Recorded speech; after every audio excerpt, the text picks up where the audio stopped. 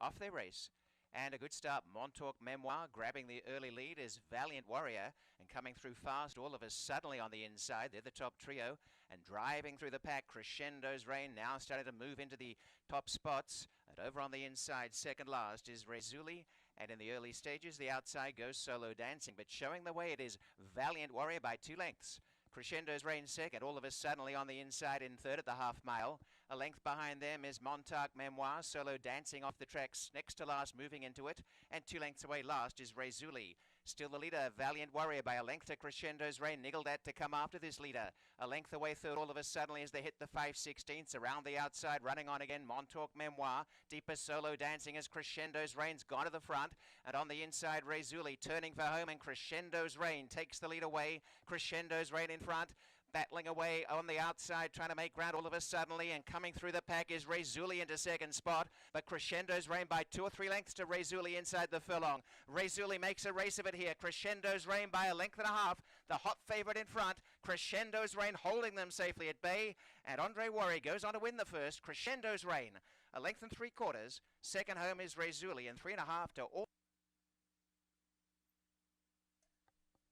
No changes in race number 2 today, and exacta traffic all in.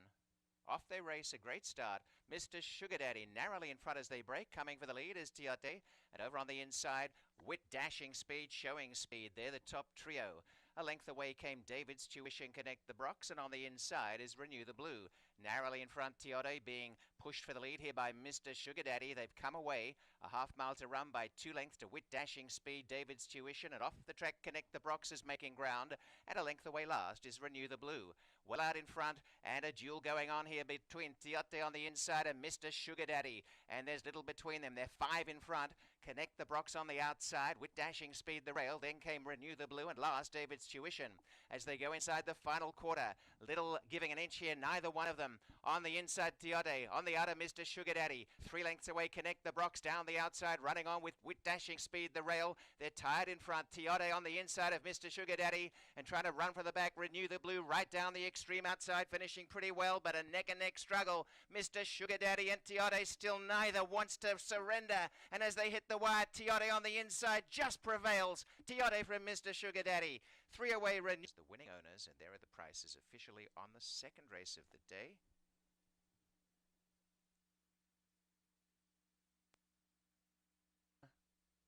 And they're off.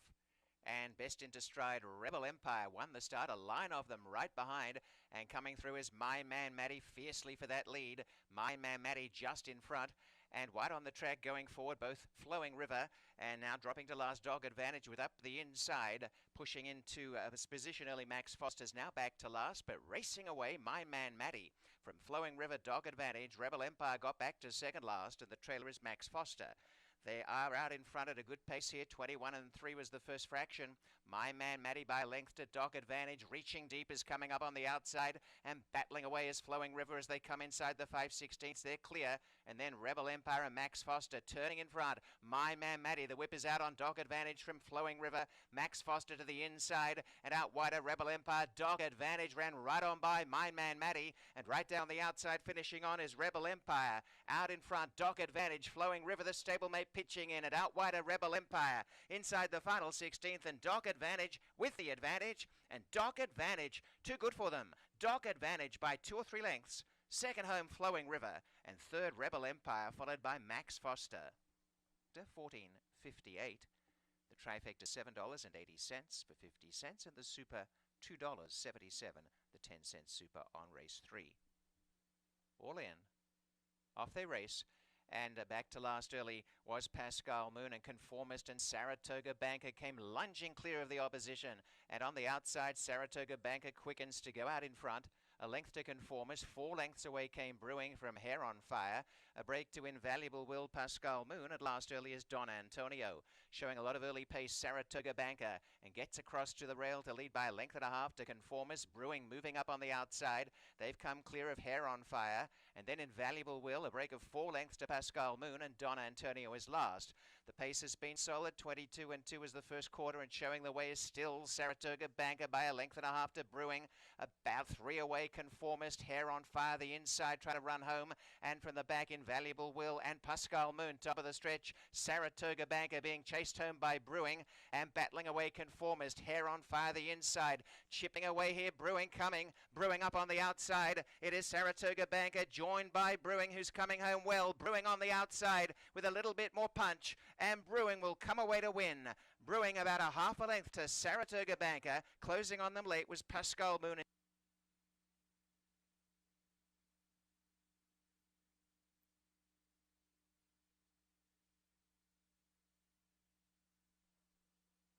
Off they race.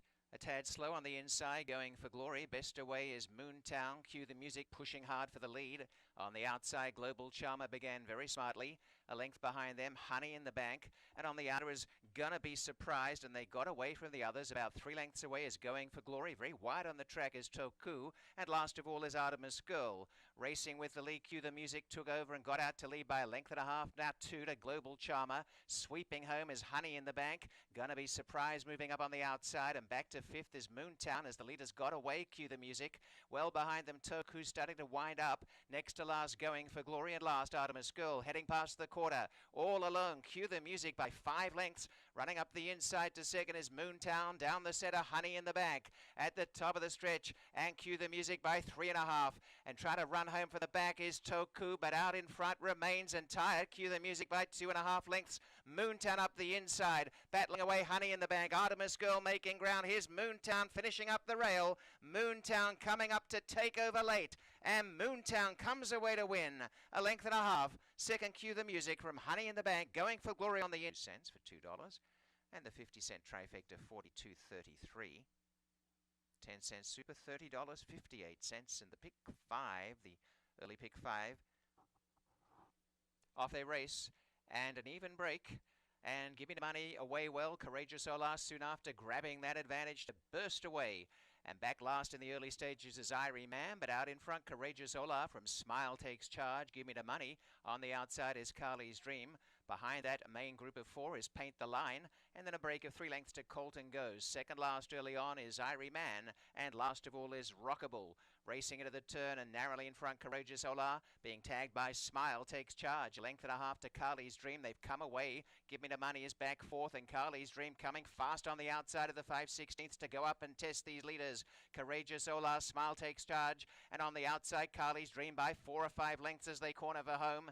And try to run home for the back, Irie Man up the inside. But down the home stretch and battling on is Courageous Ola to be a length in front of Smile Takes Charge. Carly's Dream. And down the outside, Rockable from a long way back, and Colton Goes. Out in front though, Courageous Ola. Right down the outside, Rockable is charging home. Rockable flying home down the outside. Too late though, and Courageous Ola going on to win by a length to Rockable. Paint the Line got up to run 3rd, and given is the price for Courageous Ola, paying number 5, $8.08. That double, the $2 double, $74.78.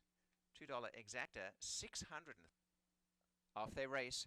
And a good start for Aram Kalyani, came out on top. A good start too for in the centre, Ali Song. Ali Song from Emily Reward. Sugar Riders there, and as they settle into stride, driving up is Missy Banker, taken up there, Aram Kalyani. And the rail is open for Teresa to come right through on the inside. But as they settle into stride, it is Teresa going up on the rail to push for that early lead with Ali Song. Racing up on the outside, Missy Banker, a length away, Emily Reward and Sugar Ride. One to positively, they got away from E Complicado, and now last is Aram Kalyani. Teresa stacks them up, leads the way, 5/16 to run by a length to Ali Song. Missy Banker driven up 3 wide, hugging the rail, Emily Reward finishing on. And as they come for the home stretch, Sugar Ride battling between runners, sticking on pretty well. The top of the home stretch, Teresa by a length, Emily Reward sneaking round the inside. And in the centre, Sugar Ride, and out wider, Missy Banker. Continuing on though, Teresa. And Teresa inside the final furlong by 2 lengths to Emily Reward. And battling 3rd, Sugar Ride. And Teresa has a lot left. Never ever in doubt. And down to the wire. Tapped up to score well. Teresa by 4 or 5 lengths. Second, Emily Reward. Sugar Ride 3rd. And Missy Banker was 4th. And the race, $8.54. That's for 5-1 consolation, 154, I should say. It's a consolation double, so 5-1 the winners. $5.4, $7.30.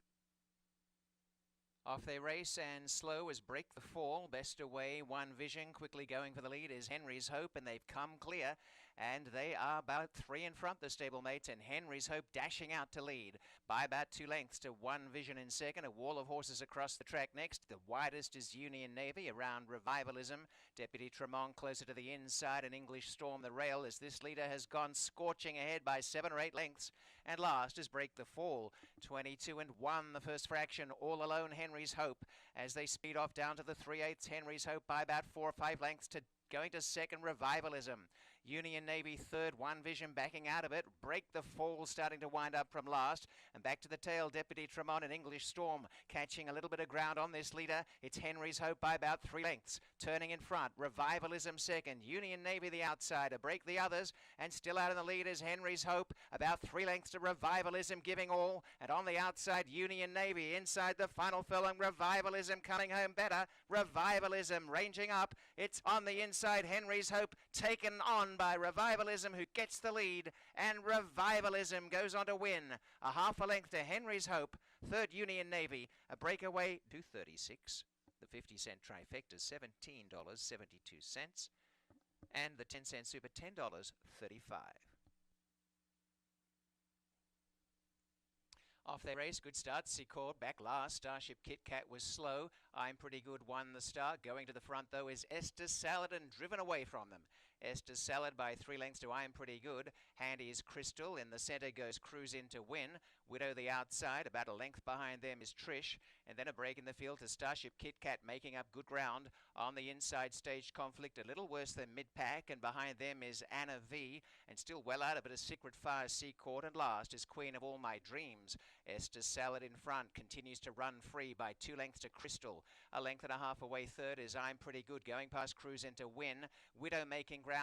On the outside, Starship Kit Kat's gone to fourth, and looking for room up the rail is Trish. Anna V making ground, and behind them Stage Conflict as they go inside the quarter, but Esther Salad continues to find plenty. At the top of the stretch, Esther Salad by about 3 or 4 lengths. I'm Pretty Good, Crystal, and down the outside, Starship Kit Kat, and in behind them is Trish. All alone, Esther Salad, the danger, Starship Kit Kat, and didn't get the best of starts, but is a threat down the outside. Esther Salad inside the 16th continues to find, and Esther Salad going on to win well. Esther Salad wraps it up to score by about 4. Trish got up to run second, weakening in the last part, Starship Kit Kat. A gap to Crystal might have just nosed out Stage Comp, and 11 cents.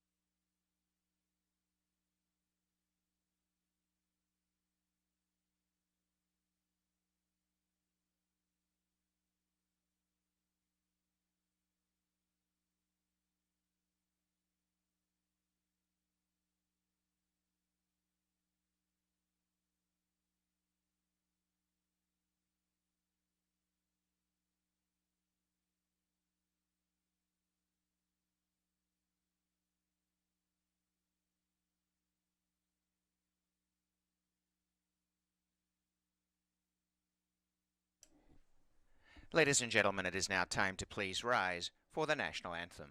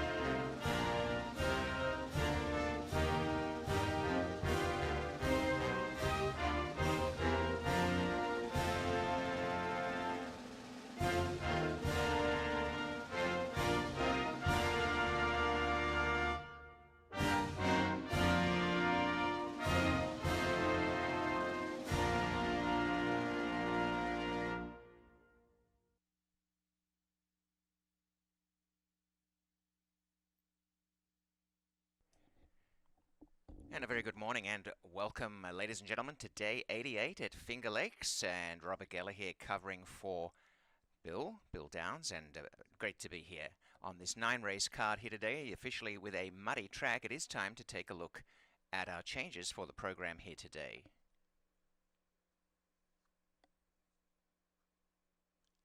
We started off in the first race with a weight change. Horse 1 here, Bolt to Run, is 5 pounds over.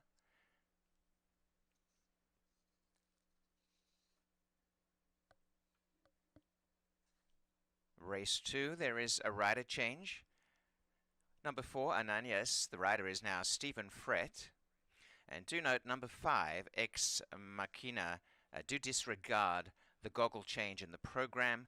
And number 5 will race with no goggles.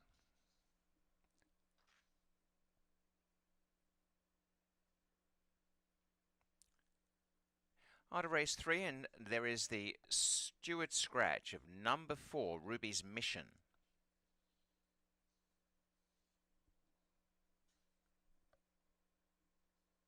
There are no changes, race 4. There are no changes, race 5.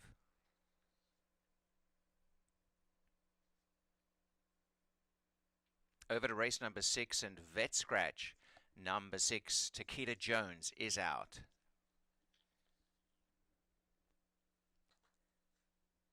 Race 7, we have an added work for number 1, Diva Banker. November 13th here at Finger Lakes, covered 3 furlongs on a muddy track, and the time was 40.20 breezing. And scratch number 2, Lincolnville Beach, is a vet scratch. On to race 8, and there's an added work for number 2, Dates Freedom. This was the 13th of November. Here at Finger Lakes, a half-mile covered on a muddy track in 54.30 breezing. And a scratch of number 8, Mad Magic, a Stewart scratch.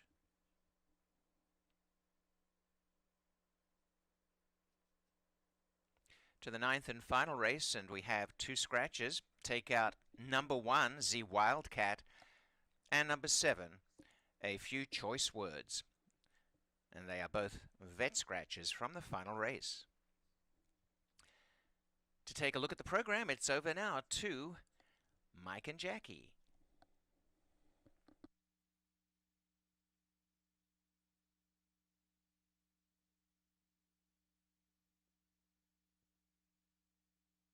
Dave and Jackie.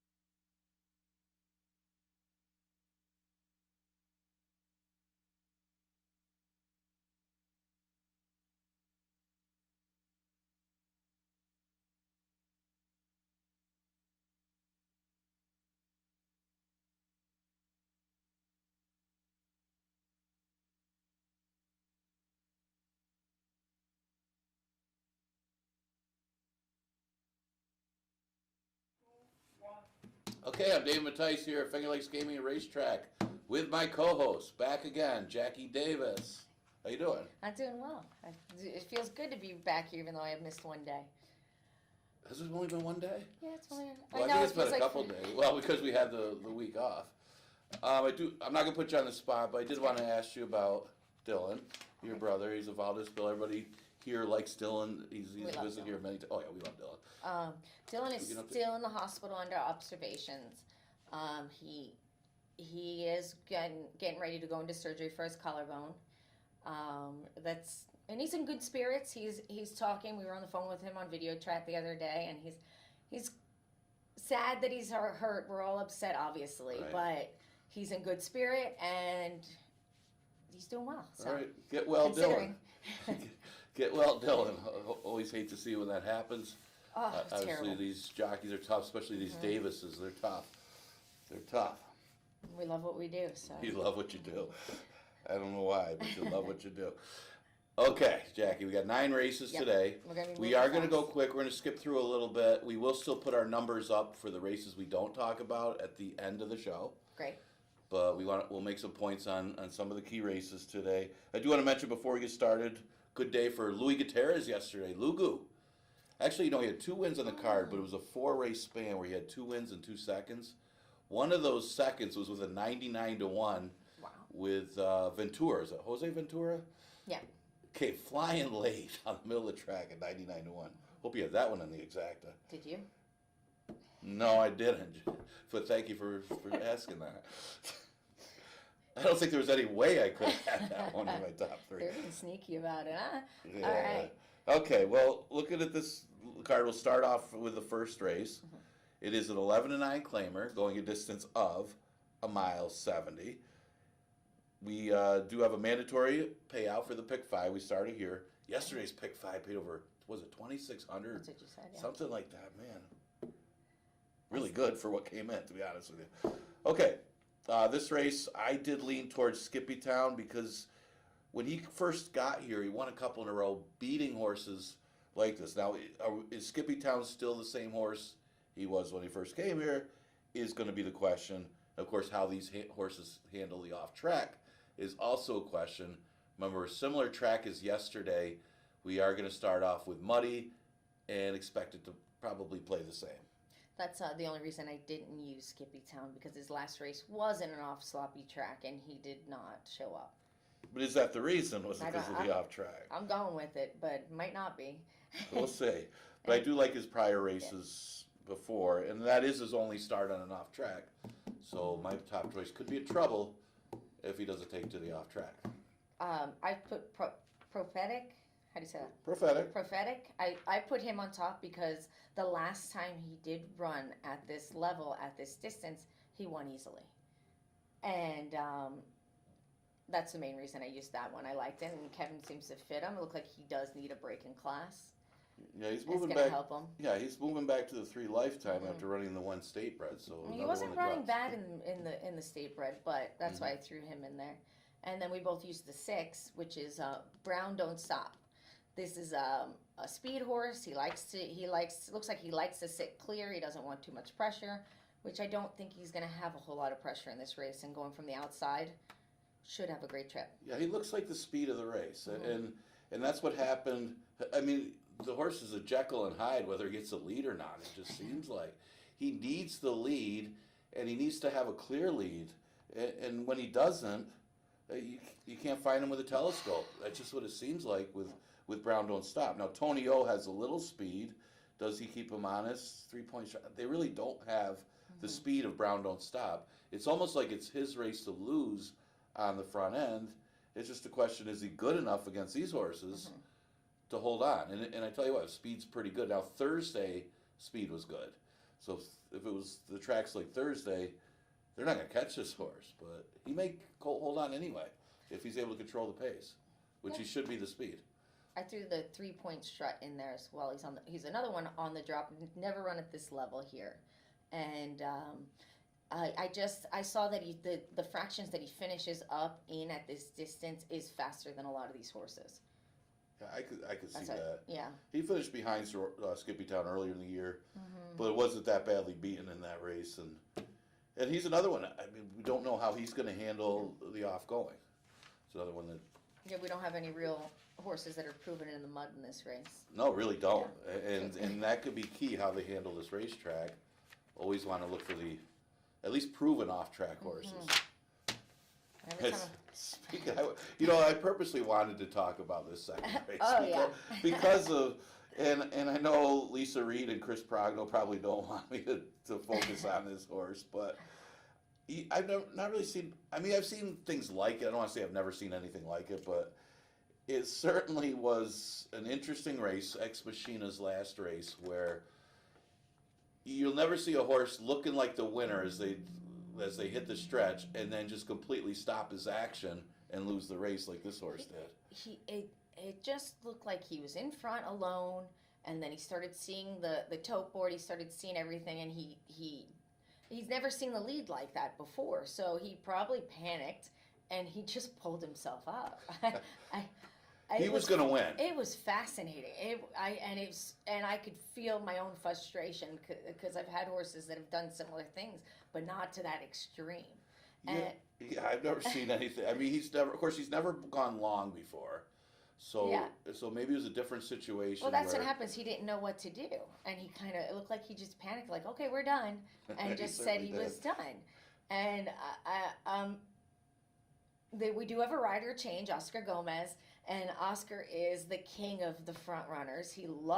When he's on the lead, he is tough to beat, and maybe the horse has run this distance already. Maybe he'll be a key factor of getting this horse. Yeah, maybe he could just keep him going.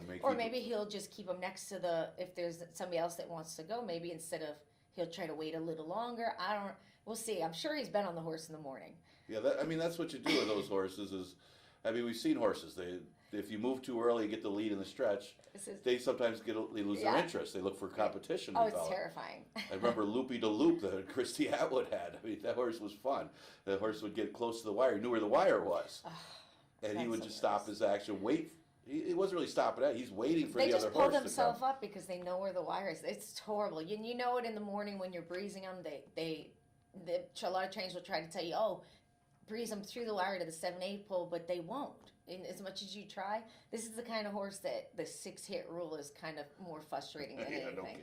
Because a lot of times you'll use the crop to keep a horse in contention for that.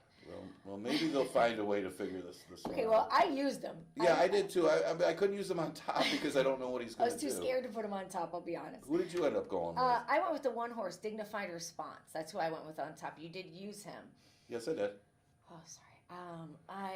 Second time going this distance, I thought he ran a great race first time out. He's for this level, he dropped from last time. And I just think he'll be sitting in a great middle position to just maneuver and go when the right time is. Yeah, he's a horse that was primarily on the turf before arriving here. Yeah. And sometimes even if they're better turf bred or they can run on dirt, and I've been told this by other jockeys, is sometimes they got to get still acclimated to the dirt. Yeah, it's the same as going on the grass. Like first time grass, they come out of the gate and they do one of these where they're going, what's this? And then you have to get them comfortable and reassure them. No doubt. Yeah. I went with King of the World. I'm taking a shot here because he's only had one start. It was a sprint. But the thing is, it was against maiden special weights. They bet this horse, too. Yeah. It wasn't the strongest of fields for a special weight. Didn't break all that well, was never in the race. Now, he doesn't have the strongest of breeding for route. And that was in the slop. So, again, taking a chance that he's going to take to the track and like the distance. But you know what? He's not badly bred. He's still a well-bred horse, just not strongly bred on the dam side for route. But he might just be better than these on the drop in class. Because I didn't think this was a strong field for 5,000. I can see that reasoning because the horse broke a little slow. He probably got some dirt in his face. He was probably panicking a little. Just overmatched, too. Yeah.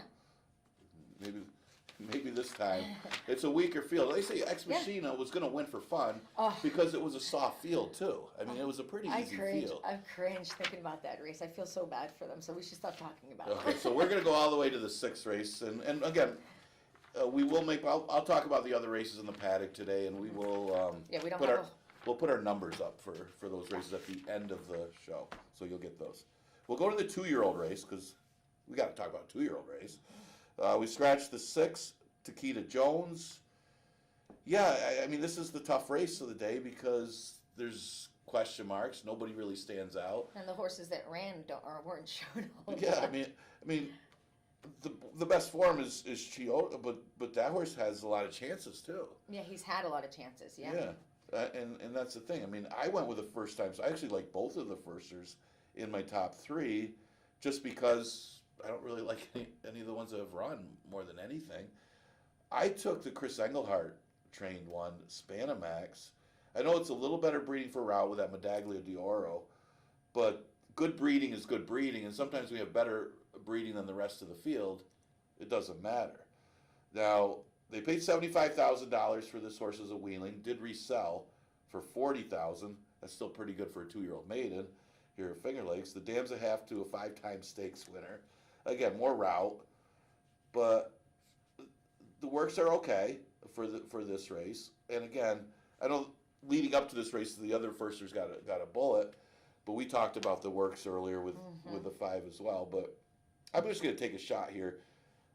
Popper King adds blinkers, could improve. Rideshare lost all chance at the start. Tokahama, yeah, he was over his head in the stakes race his first start. Minister of Magic, well, he might need another one. I don't know. It's hard to like any of these horses that have run so much that the first-time starters don't look too appealing. Yeah, Chioke, I threw him on top because the last time he ran 6 furlongs in the mud. Now, how did you say his name? Chioke. I think you're right. Chioke? I don't know. I'm just gonna assume I'm right. Okay, I'm gonna because I'm usually wrong. It looks like it's like Native American or something like that. Or it could be something along those lines. We'll have to get a story later. We will.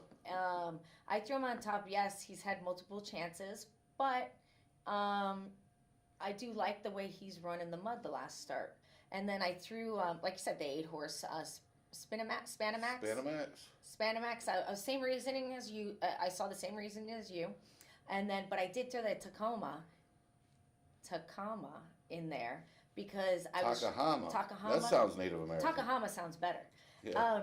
I was trying to find any little reason to get my set 3rd and 4th choice, and I noticed that he's got the best 3/8. I mean, the best 5/8 breezes out of the first-time starters. So that's why I used him as well. That's a great reason leading up to that race. Yeah. And then I threw Rideshare in there with Buckley.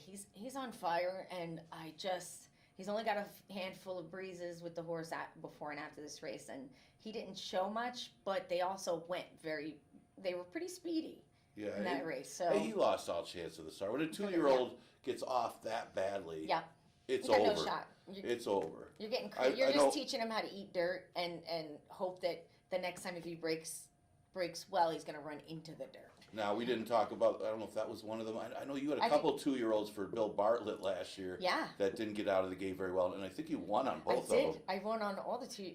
Must have run 2 or 3 2-year races at the end of the meet for that reason. So you didn't give up on? No, well, I never do. You don't give up. You just try to find some check. You won them both, and I was impressed by both those. And they both inside, outside, I ran think through. Maryland's New York Pride runs today. Isn't that one of them? Yep. So we scratched the 2, Lincolnville Beach, out of race number 7. And there isn't a lot of speed in here. I mean, it's Fast Fran and Isle Storm, but I didn't really like either of the speed horses in here. So it makes it a tougher race. One of the things I looked at was class. I mean, Tequila, for me, is classier than this field. And she was against the boys when she did drop back to 11. I mean, 2 of her races this year, right in a row, were against male competition. So can we forgive those efforts? Yeah. That she was back against the females last time, but it was at the 11 to 9 level. So she gets class relief today to 5. Is she still as good as the Tequila from last year and the year before? Not sure. But one thing I do know about Tequila from watching her, she likes an off track. Yep. She at least doesn't mind it, keeps her form. And she's won on an off track. So I think that's important here, especially considering she's dropping as well. The only thing I'm concerned about with Tequila is if she does get enough pace to run on. That would be my only concern, but I like her other than that. I think she'll get enough pace. I think Isla Storm and Fast Fran, they've got one way of running. They're going to go out there together. Yeah, I hope so. But if one of them gets loose, I didn't use any of the speed as well because I wasn't I think that they're gonna like go head and head and it, Well, the only problem is that Isle Storm is not always a good gate horse. exactly, yeah. But if she gets out, I think that makes it a little tougher because it is 6 furlongs, not 5.5. So it's not like they're going to be That's real it. aggressive early. And Isla Storm surprised me last start when she won. But I threw I did use Tequila first shot, and then I used Green Gods. Green Gods has been in great form. Yeah. And I've ridden her before. Actually, I've won on her, and when she gets in form, she's pretty unstoppable. I had to use Diva Banker for a second just because I keep picking her. I used her third. Yeah, I picked her 2 races back, and she had all the trouble, and she didn't get a pace to finish at either. So, and I think that's important. Mm-hmm. And the same thing last time, the pace flow she's completely at the mercy of the pace. Tequila might still win this race on class. Diva Banker is more of the one that's clearly at mercy of the pace. So she's going to have that pace come back to her. Okay, 8th race. Scratch the 8, Mad Magic. Oh, shoot. I was going to use that horse today. I did like too. that horse today. Now, as far as the pace scenario here, and I think we're going to agree on this one, Coach Bahi's going to be on that front line. Whether Maddie's Express or Raw Courage decide to show any speed in here, you got to like Coach Bahi's last race. I mean, he's a little bit inconsistent when it comes to when he shows up. But when he shows up, he's got a nose for the wire. He simply does. And he even won a sprint race. I think it was off the layoff earlier this year. And when he shows up, they're not going to be. And I think if he shows up here, they are. And he doesn't mind an off track. I've seen it before. But I think the lack of any real good pace puts him where he wants to be. He doesn't necessarily want to be alone on the lead. He likes to run with other horses. But he likes to run with other horses in reasonable fractions. And I think he's going to get the right kind of pace flow here. Coach Bahi. Coach Bahi. Yeah, I completely agree because I love this horse. They go fast. He sits a little far. He could sit off them if they go slow. He can inherit the lead and be relaxed. I really liked him. Yeah, and I use Days Freedom. One of the reasons I like Days Freedom was because I like Mad Magic, and Perez opted to go to Days Freedom. Mad Magic comes out anyway. But I think Days Freedom's going to get a better trip either way. I think he's going to be able to save ground here. And he's going to be in a perfect position throughout the race. They're going to have a little bit to run at as well for You that. think? Like, I think they're going to send Raw Courage. He likes to be a little forwardly placed too if they go a little slow. But I'm hoping it's kind of slow. He doesn't. But with Coach Bahi with that pace, kind of a 49 slow pace. Oh, I love a 49 better pace race. Absolutely. Then Coach Bahi is right there. Okay, so we got similar numbers in this race. So we will move on to the last. Is that okay with you? Yeah, that's absolutely fine. Yeah. Time just gets away from us. Well, we got less time to talk now. We got that earlier post at 12:10. Remember that 12:10 for the rest of the season. We got tomorrow 12:10. We got 4 days left after today. I know. I 4 don't know what I'm days. gonna do with myself. I'm Enjoy, not riding yet. enjoy Thanksgiving. Oh yeah. Scratch the 1 of the 7 in the last race, and yeah, this was a tough one. And you know, you can narrow it down in a sense, but and that's how I looked at it. You can narrow the race down, but it's hard to pick a winner. I think we did. We pretty much the same picks. There is no like outstanding front running horse in this race. We have a lot of set off. We have a lot of sit off the pace. I saw that Peeling Out is going to be. He seems to have the most pace to be the front. I think he's going to show speed because he got Clearing Believe in there. Yeah. Yeah, he hopped the spot. He hopped at the start. Yeah, sorry. But then rushed up like he had speed. Yes. He got right up back into the race. It looked like they were in agreement that they were going to sit forward. Okay, so the other horse I thought had speed. Yeah, I don't want to cut you off because we got to hurry up, but the 10 should have speed too. Yes. And I thought that puts the 10 into the race as well. Yep. Probably Flattery's got to be used on the drop. And this horse might just win with the drop in class to 5. Absolutely. So that was the other one I liked. Yep. So you wanted to throw in the 6, was your long shot. I threw in the Brent Braun. He had a huge race last time, and the numbers fit in this race, in the spot that he's got. Yeah, he did. He stayed in there, and if he runs the same race, he's a good long shot to use in the last. Yep. All right, we got through it. We have a shorter time, but we hope you enjoyed our show and our picks. Our picks are going to be up right after we conclude right now, so you can see where we're going with our selections today. You can take a guess on why we chose them. So, well, I'll talk more about mine in the paddock throughout the day. But Jackie, gonna be back with me tomorrow. I'll be back tomorrow. Yeah. Okay, so same time tomorrow. We'll be on about 11:40, and again 12:10 first post. enjoy today's card. Good luck.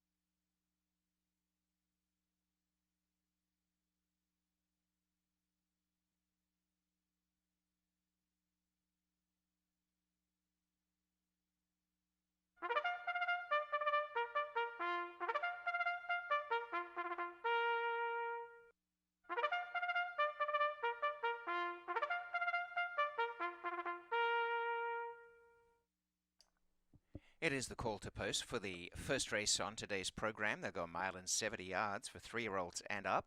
And here is the field. Number 1, Bolt to Run with Luis Pena. Number 2 is Skippy Town in the saddle, Emmanuel de Diego. Number 3, Prophetic, and the rider Kevin Navarro.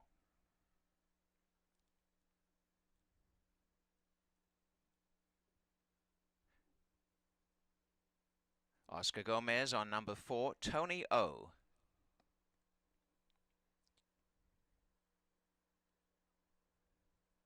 To number 5, 3 Point Strut with Andre Worry. And 6 is Brown Don't Stop, the rider Relu Gutierrez. The first race coming up shortly at the mile and 70 yards. Just to check in race 5 of the scratch now of number 5, Camus. That's race 5, number 5. Do mark your program. First race coming up with Exacta, Trifecta, Superfecta, Daily Double, and early pick 5 wagering on the track.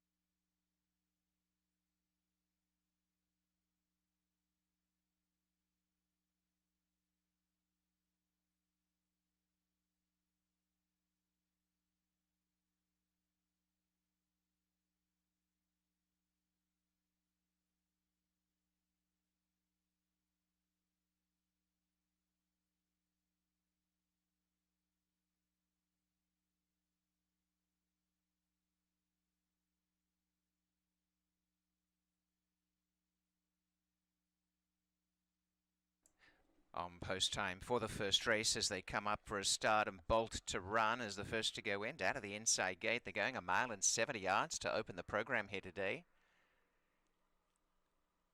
The favourite for the first race, currently 3 Point Strut. Good support for Skippy Town, who moves up. And joining the line is Prophetic.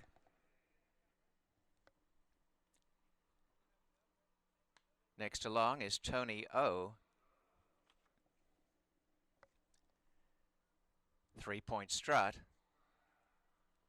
And the last to the outside gate, Brown Don't Stop. Race 1, set to run. Off they go, and a very even start. Away nicely, Skippy Town just in front. Going forward, deep on the track, Brown Don't Stop is hungry for that lead and comes up to take over. Up the inside, moving through is Bolt to Run as they go into the turn.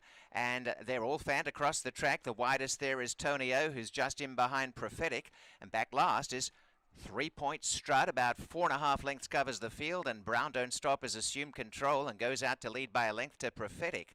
On the inside is Skippy Town, one away Tony O, moving up into 4th. Tucked away over on the inside is Bolt to Run, and the early trailer is 3 Point Strut. As they race through a first quarter in 25 flat, and showing the way is Brown Don't Stop by a length.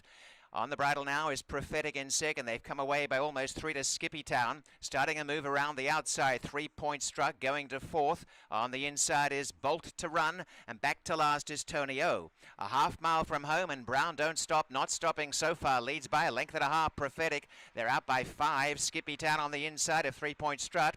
And well behind them on the rail, second last is Bolt to Run and Tony O. They come down to the 5/16ths, and the top two well ahead. Brown Don't Stop by 2 lengths to Prophetic. Kicking on 4 lengths away is 3 Point Strut, coming into it gradually. They come inside the quarter and still out in front. Raylu Gutierrez on Brown Don't Stop, turns 3 clear.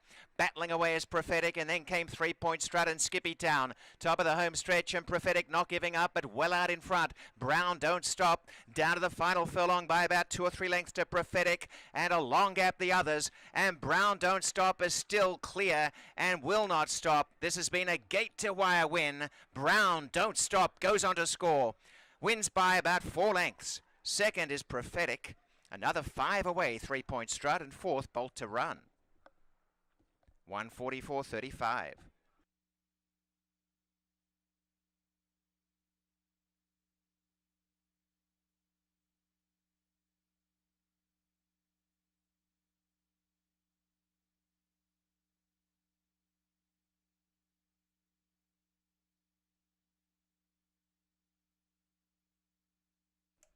The placings on official race 1. 6, the winner, Brown Don't Stop. Second is number 3, Prophetic. Number 5, 3 Point Strut, third. And 4th, number 1, Bolt to Run. The numbers are 6, 3, 5, 1. The opening quarter was 25 and 1. They ran the half mile 49 and 2. 3 quarters 1:13 and 3. The mile up in 1:39 and 4/5. And the final time is 1:44.35. Race 1.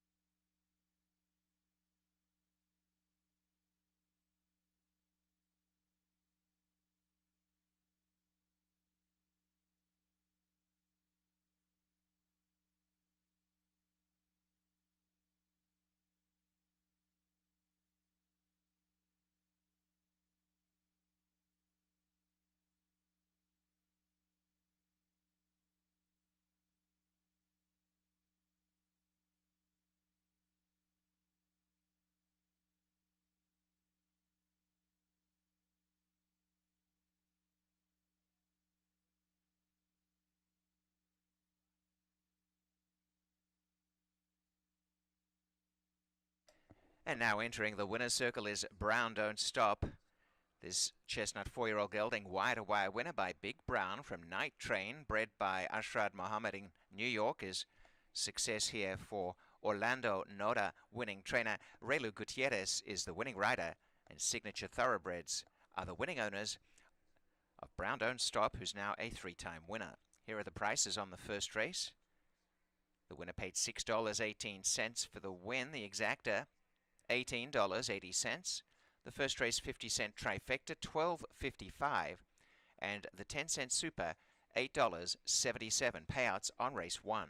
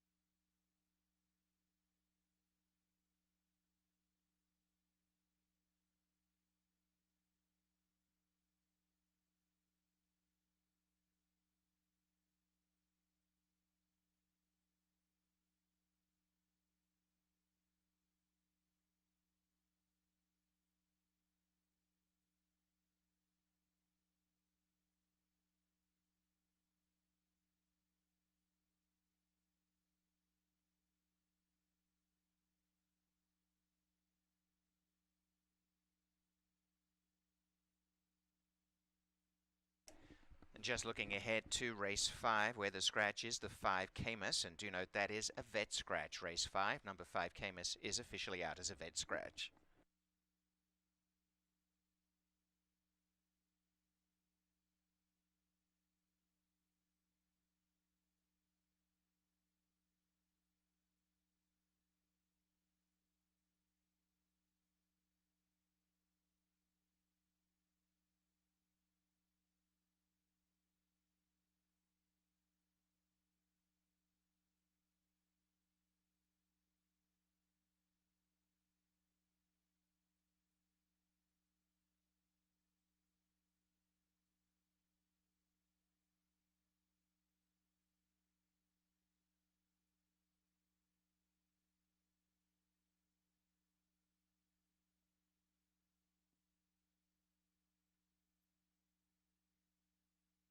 We're 17 minutes away from the start of the second race, and just checking the change, we have number 4, and that is Ananias with a rider change to Stephen Frett, and +3.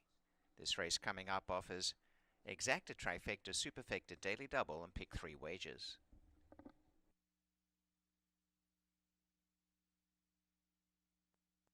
In relation to number 5, Ex Machina, and do disregard the goggle change in the program. Races without goggles here today.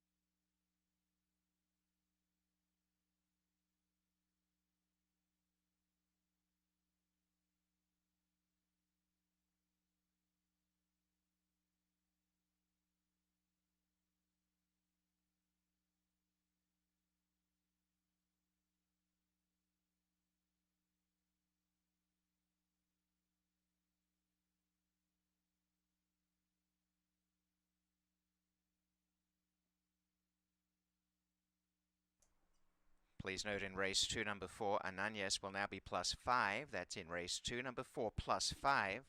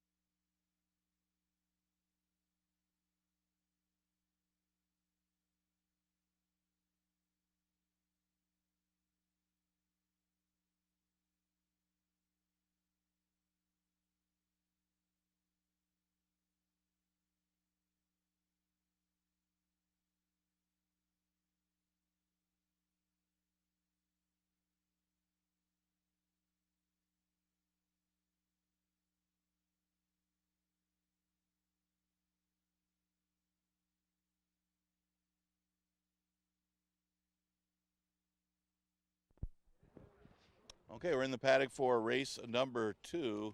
Yeah, Brown Don't Stop. When that horse gets the lead, a clear lead, he's awfully tough. You knew he's going to get a lead today. It's just a matter of, was it a tough enough field that they could catch him? But he's sharp, he's tough on the front end. Ray Lugaterra's got everything out of him. He gets the victory for Orlando Nauta to take the opener. Brown Don't Stop. Didn't stop today. Second race, 5,000 maiden claimer, going a mile 70. Look at some of the contenders in here. Dignified Response, taking a ton of early money right now on the board at odds of 1 to 9. Oh, they're really on this horse. Yeah, did break poorly last time against a pretty decent group of $5,000 maidens. Very well bred, obviously. He's by Instagram out of a dam by Raffi's Majesty. So the route should be his thing. I mean, it's still more turf than it is dirt, but you see he ran pretty good on the dirt last time and should be one of the main contenders in here. I don't know how you could make a case for him to be that short of a price, but he's probably, if you narrow it down, he's one of the main threats. The 6th, King of the World, Tricky Reed here. He's only had one career start. It was in the slop going 6 furlongs.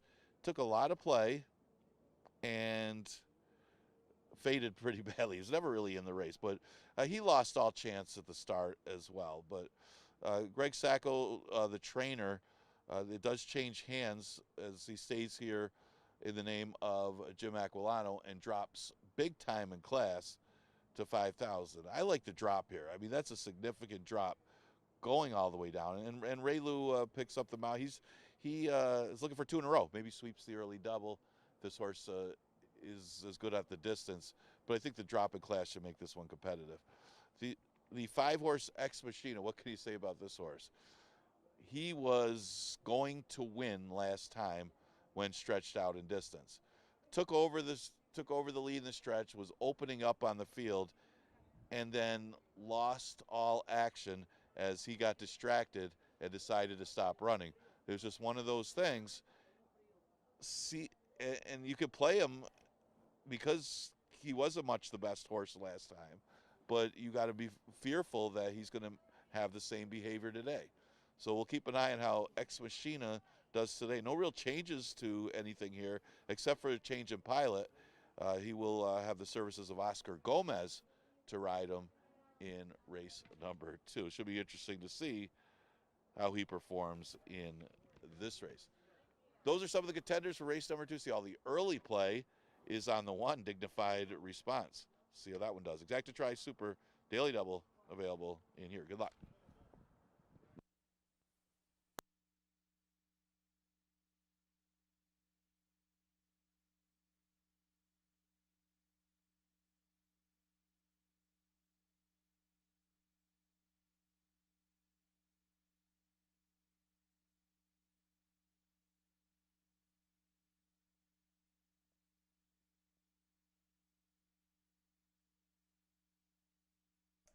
Please note we now have a late scratch in race 9.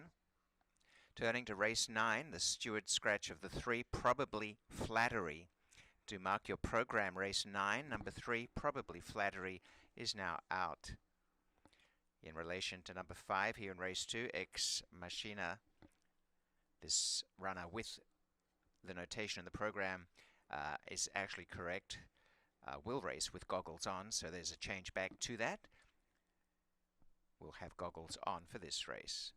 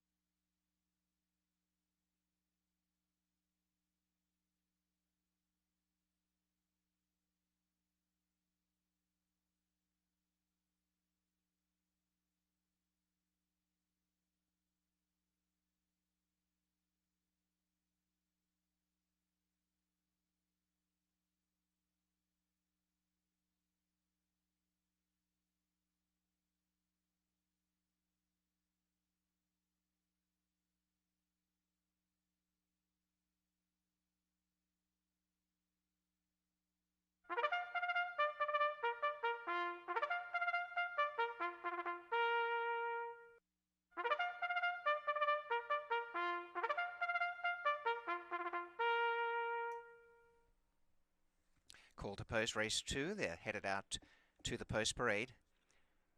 And the distance here is 1 mile and 70 yards for the 3-year-olds at up. Number 1, Dignified Response, with rider Kevin Navarra leading the post parade.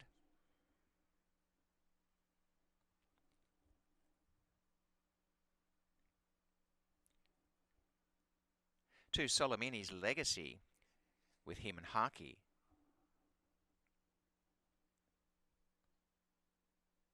Number 3 is 10 Run Rule with Alexa Marie Cintron.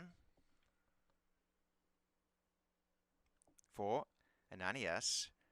The rider is Stephen Frett.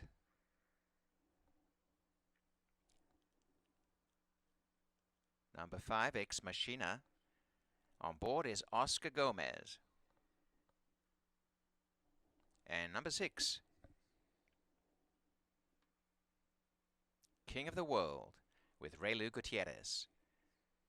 On the track, race 2.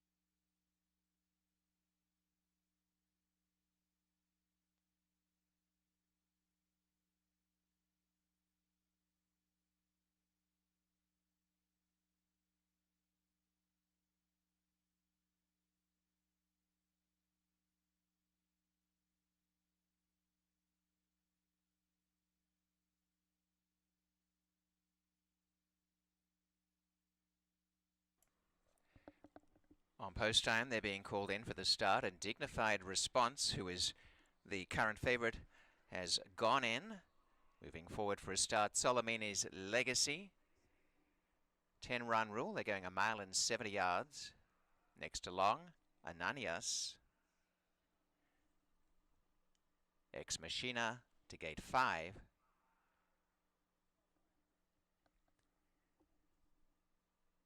And the last along is King of the World.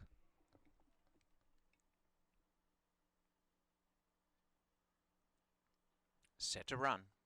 And they're off. And a very good start for Ex Machina. Came out on top, pushing for the lead, Solomini's Legacy, and right around the outside of all of them, King of the World zooming up, and 10-run rule going through in the center. 3 almost across the track, and trying to get across here, King of the World. On the inside, Solomini's Legacy, carted a bit wide out the stretch there was Ex Machina, and back to last Ananias as they settle into stride, and the top 2 come away, King of the World by a length to Solomini's Legacy. And in third, a length away, 10-run rule, and flanked wide, Ex Machina hunting up on the outside to pressure the leaders.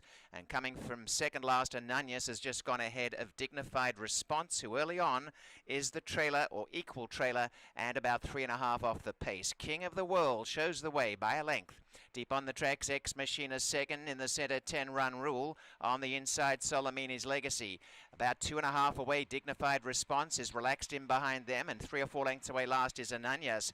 They go inside the half mile. They went the first half 48 and 2, and the leader, King of the World. Under pressure, Ex Machina, but pushing up on the outside. And they're the top 2 by 1.5 to Solomini's Legacy. A break of about 3 lengths away came 10-run rule. Dignified Response trying to make some ground, and a long way back at the rear is Ananias. They come inside the final quarter. King of the World prevails at the moment from Ex Machina, and then came Solomini's Legacy. 5 or 6 away, Dignified Response. King of the World in front. A length to Ex Machina in second, and on the outside, Solomini's Legacy from Dignified Response. Ex Machina pecking away at the leader, King of the World. King of the World on the inside. Ex Machina slog it out inside the final 16th they come. King of the World on the inside. Ex Machina trying to get by, but King of the World will rule. King of the World comes away to score. Opens up to win by about 3 lengths. Ex Machina second. Third is Solomini's Legacy, and never really got into a Dignified Response. Fourth, and the time 1:48.48.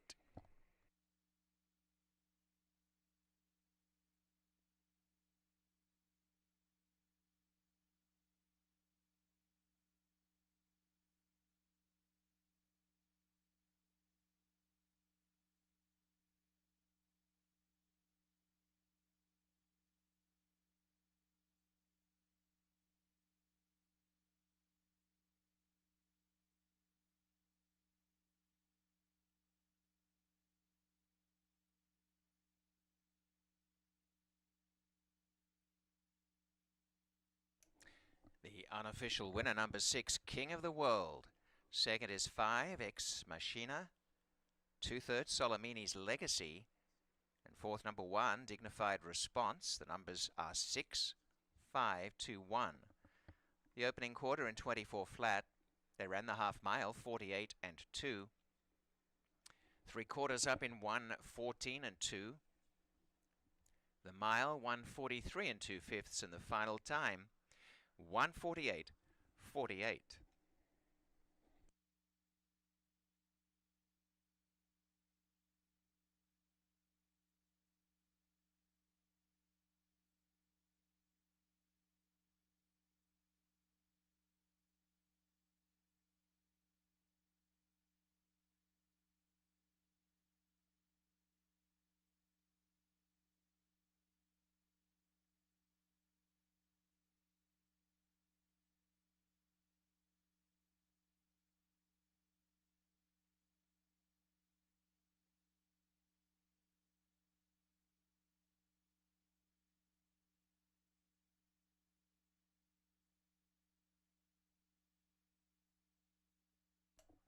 Now in the winner's circle is King of the World. Success here for trainer James Acalano, and for Red Oak Stable, winning owners.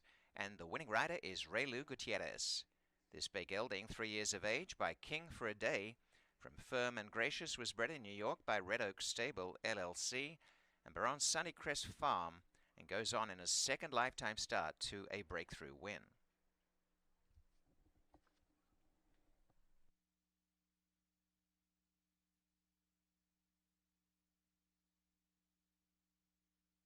Race 2 has gone official. Here are the prices. A nice return for the winner, $15.40 for King of the World. The double, a pair of sixes there, $29.90. That exacta, $62.12. The 50-cent trifecta, $66.55. And the 10-cent super, $13.93. Payouts on race 2.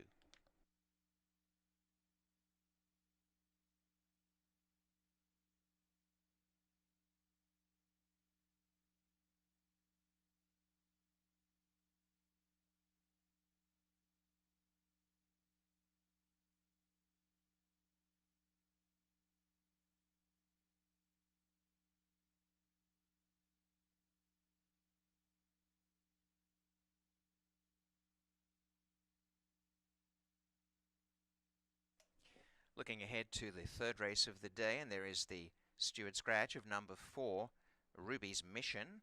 Do note number 4 out of race 3. And the third race with exacta trifecta, superfecta, daily double, and pick 4 wagers is coming up next.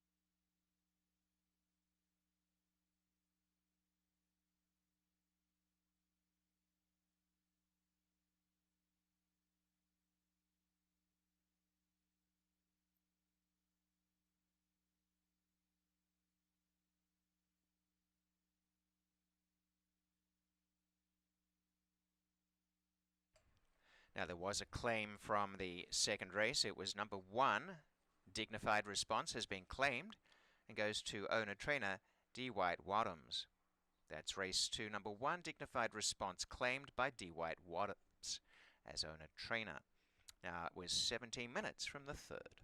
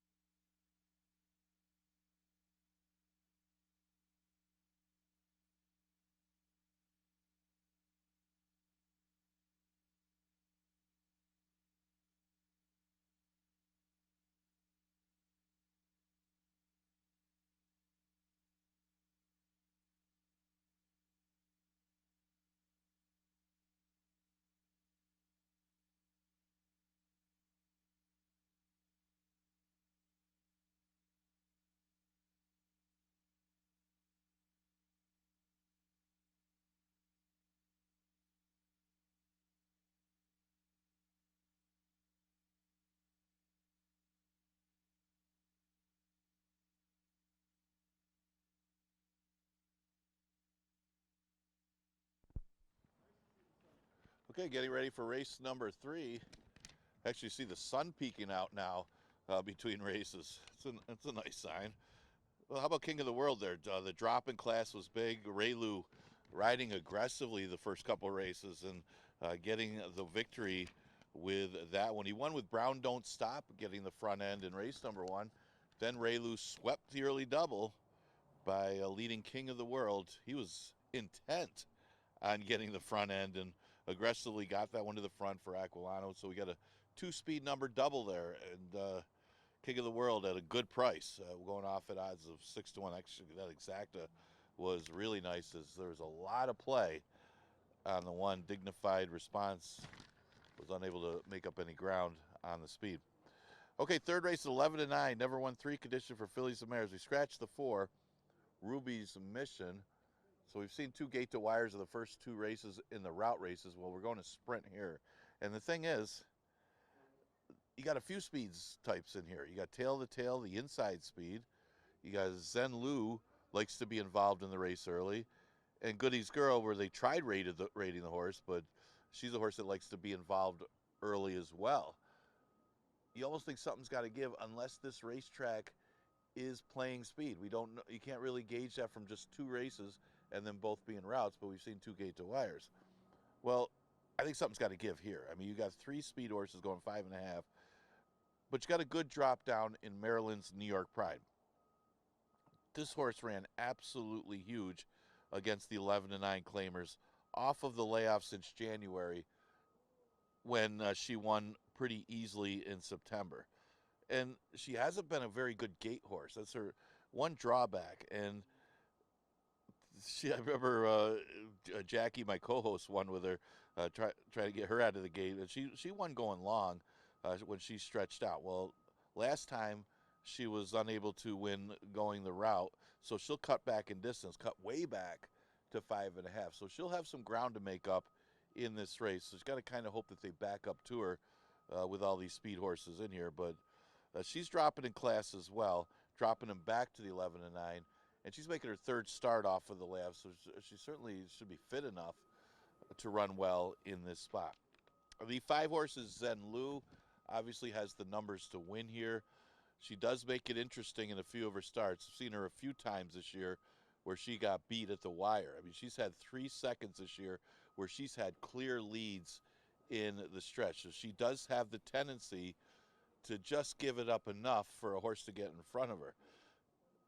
Yeah, you can see it in her program. You got 2 head losses and a neck where she's had clear leads in the stretch. Well, she put it all together last time where she was able to control the pace, take over, and win. I think Diego has kind of figured her out to not be as aggressive early, just ease her out to the front end and get the victory. Unfortunately, I don't know if he's going to be able to do that here with the other speed horses in here, but we'll see. Zen Lu has a numbers edge on a couple of these other speed horses, and she's probably faster than both Tail to Tail and Goody's Girl, or at least early. Nurse Bunny would be the other closer in here, and not sure how much she's going to be able to close. She'll probably be last early. That's one thing about Nurse Bunny. She doesn't have much for early speed, but you might know her late. It's a kind of a short distance here, 5.5, but she's a 1-run horse, and if she could be in contention when they hit the stretch, she could have some impact. And she's hit the board 3 of the 5 starts on off track. She hasn't won on it, but she certainly has kept her form. Her numbers are just as good on the off track as the fast track. So she's the other closer in here and might be passing these horses if the pace does take its toll and they do something like a 45 half. Good possibility. Exacta Tri Super Daily Double in the early pick 4 starts with race number 3. Again, we scratch the 4, Ruby's Mission.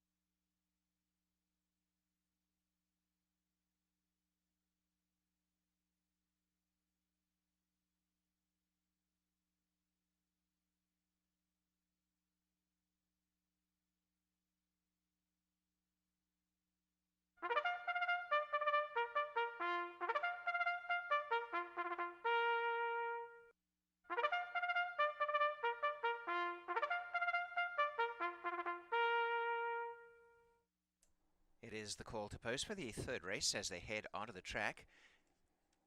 Here is the field. Leading the post braid, number 1, Tail of the Tail with Jeremiah's Flores.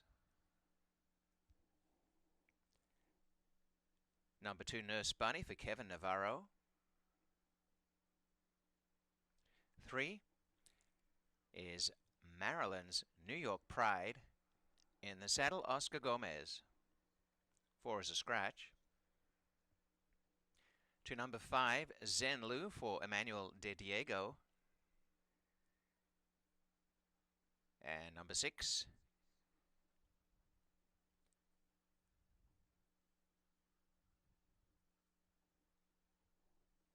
stepping out now is Goody's Girl with Andre Worry. This field headed to the 5 1/2 furlongs.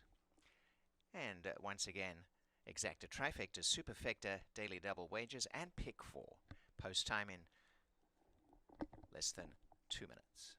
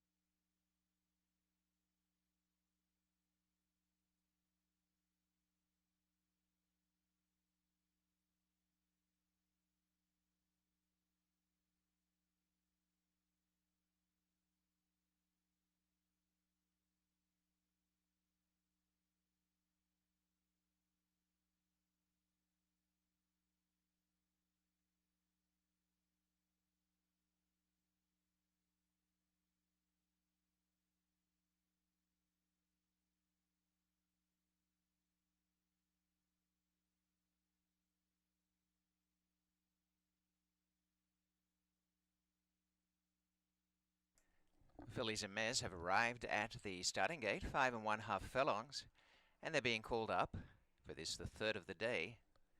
Tail of the Tail is the first to go in, followed up by Nurse Bunny. Maryland's New York Pride.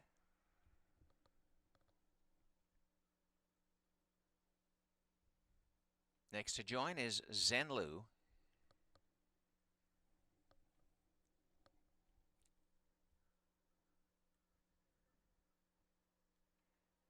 And completing the lineup is Goody's Girl. Moves in and they're all in.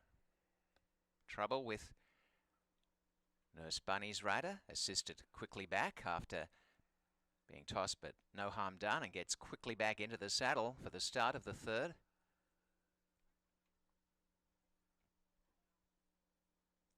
And they're off, and that is a perfect start.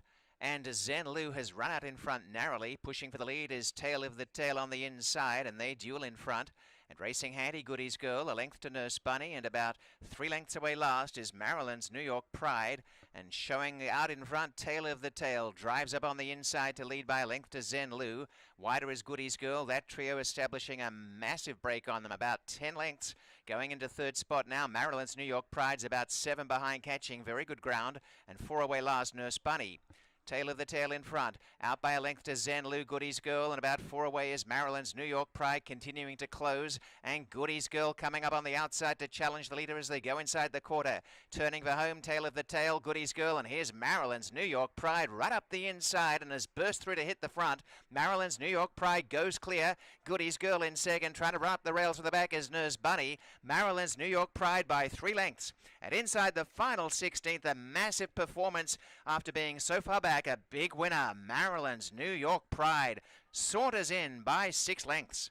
Second, Goody's Girl, Nurse Bunny third, and back fourth, Zenlu. And the time 1:05:36.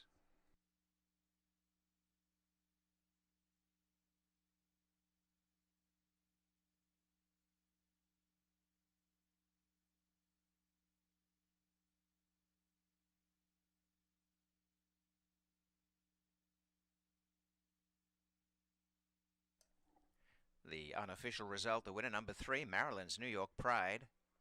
6 is second, Goody's Girl. And there is a photo for show. First quarter went up in 22 1, and then they ran the half mile, 46 2, 58 4 for 5/8. The final time, 1:05:36, 3/6, and a photo.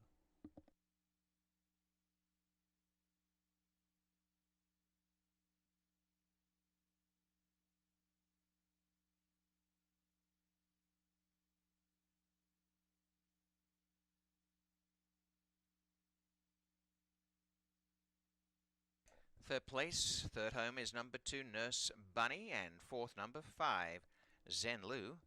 So the numbers on race 3 are 3, 6, 2, 5.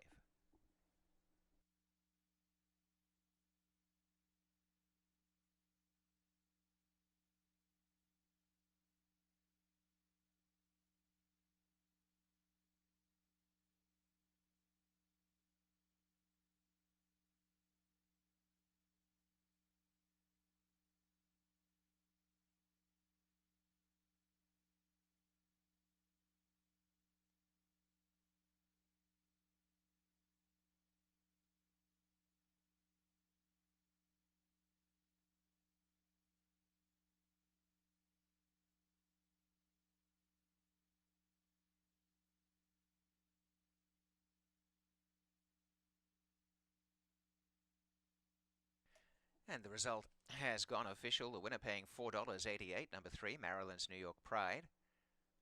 The double, $58.54. More to come on those prices in the winner's circle. Maryland's New York Pride for what is now the third time from 6 career starts. And the winning trainer is William Bartlett. For Joseph Bucci, winning owner, and ridden to victory by Oscar Gomez. Maryland's New York Pride by Tonalist from Addie's the One. Bred in New York by Don McCormick. A dark bear brown 3-year-old filly going on to a big win. So that double For $2, $58.54. The $2 exacta, $14.26. The 50-cent trifecta, $13.77. And the 10-cent super, $3.94. $4.88 for the winner.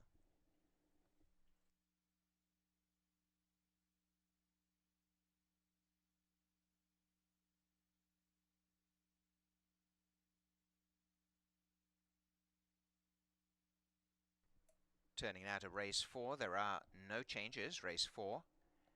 This race offers exacta, trifecta, superfecta, daily double, and pick 3 wagering. 90 minutes away.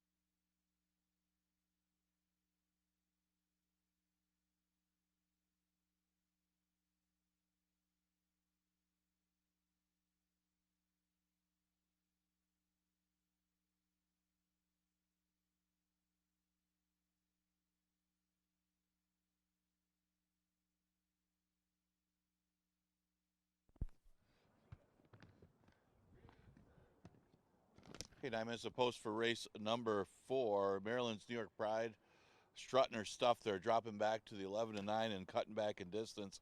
And she got plenty of pace to run at. Oscar able to guide her right up the inside to get the easy victory for Bill Bartlett. Congratulations to them. We go to the 4th, an allowance race. Non-winners of state bred. It goes a mile and a 16th. We'll look at some of the big players in here. You know, Sorority Prank's going to take play.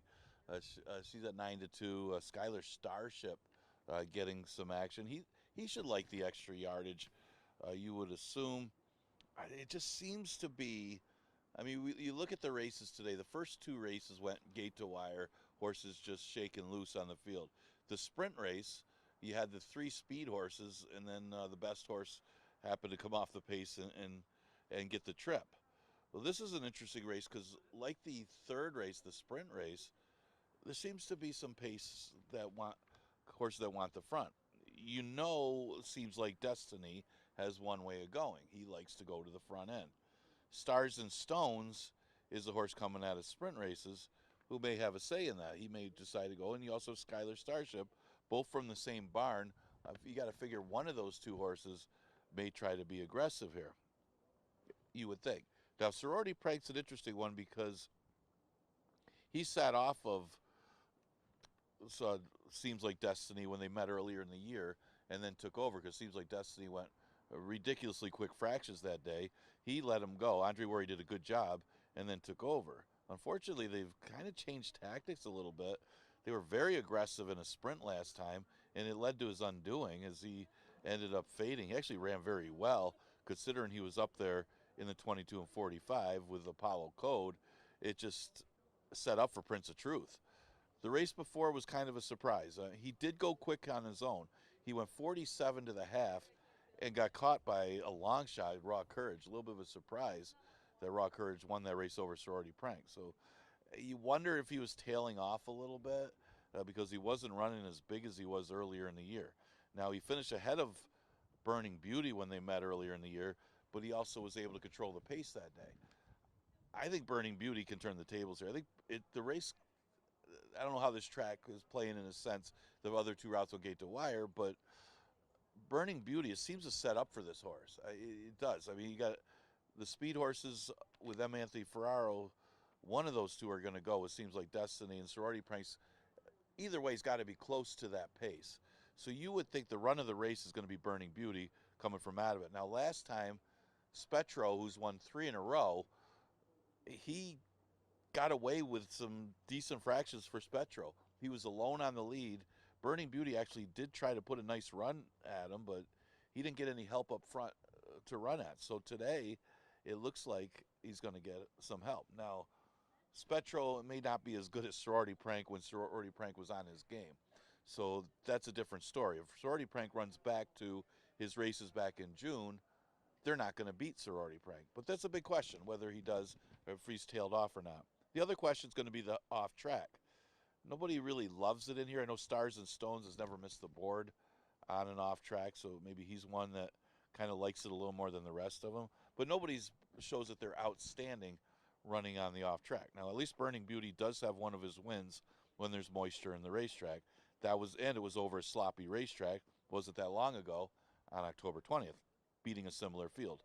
So I'm going to lean towards this one, hoping that he gets the right kind of pace setup, kind of what you saw with Maryland's New York Pride. Obviously, got to use Sorority Prank. Even though he might be tailing off a little bit, he's still good enough to hit the board against the one state bred competition and could easily beat these with the right kind of trip. Skylar Starship, of the 2 Ferraro Junior horses, I thought this one might like the distance a little more. He's questionable with the off track. Now, they've tried him on different surfaces, but the last time he did run in the slop was against 2 really good ones, Play and Puckish. Now, Stars and Stones outdid him. Maybe Stars and Stones liked the off track more than he did that day, but I do think Skylar Starship is one that wants a little more distance, and he hasn't really gone it that much. I know earlier in his career, looking back to last year, he did okay in the route races. It almost seems like he'd rather go long than short. Either way, he keeps his form. He doesn't win a lot, but he does hit the board a lot. He's a very consistent horse. You say the same about Stars and Stones, as he does hit the board a lot, primarily in sprints, but like the other one, a lot more seconds than first. Exacta Tri Super Daily Double and Pick 3 starts in the 4th. They're about to go on the track.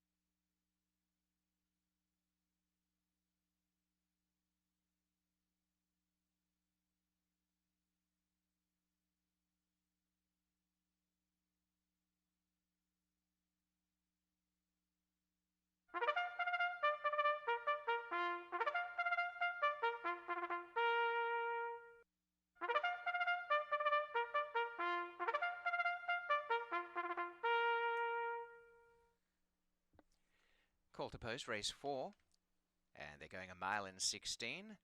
As we take a look at the field, number 1, Count Frost for Mike Davila Jr.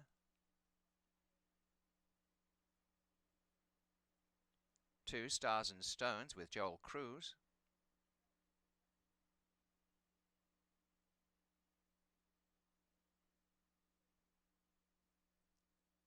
Number 3, Seems Like Destiny, He-Man Harkey. Burning Beauty is number 4 with Luis Perez. Number 5, Skylar's Starship with Kaibakoa. Number 6, Sorority Prank in the saddle Andre Worry. And number 7, Eric from Miami with Emmanuel Di Diego. The field headed to the start at the mile and 16 shortly. Race 4.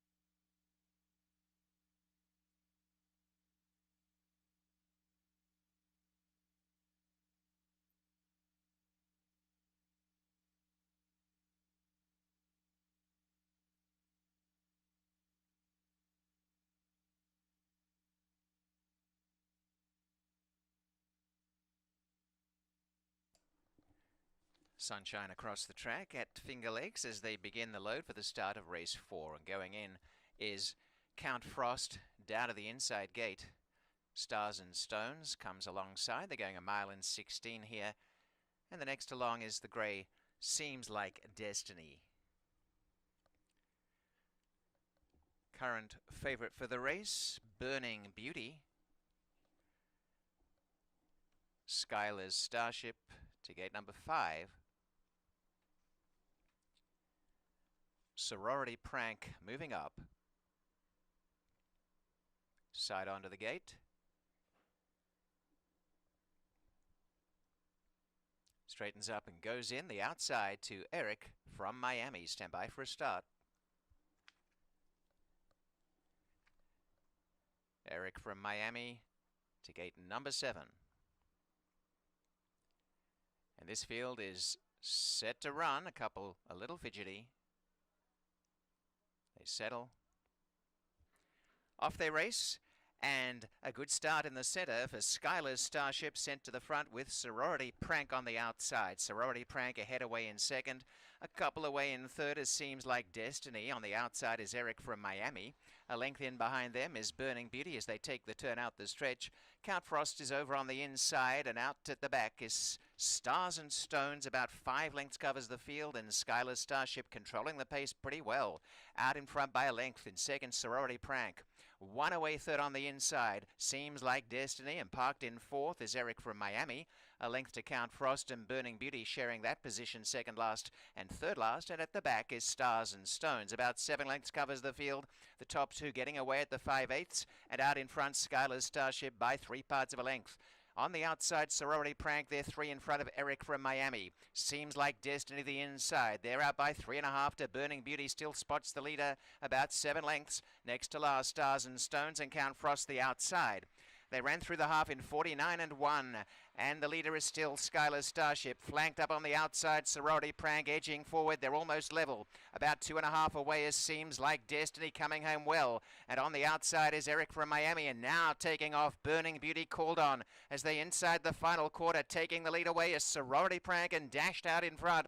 Sorority Prank heads for home. Running on is in the centre, Seems Like Destiny, and down the outside, Burning Beauty. Skylar's Starship boxing on. Here comes Burning Beauty out wide on the track, and they're really getting tired up front as Burning Beauty and Seems Like Destiny go up and inhale Sorority Prank.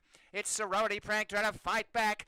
Burning Beauty just in front, edging clear, and Burning Beauty from the back goes on to beat them by a length. Sorority Prank and Seems Like Destiny third.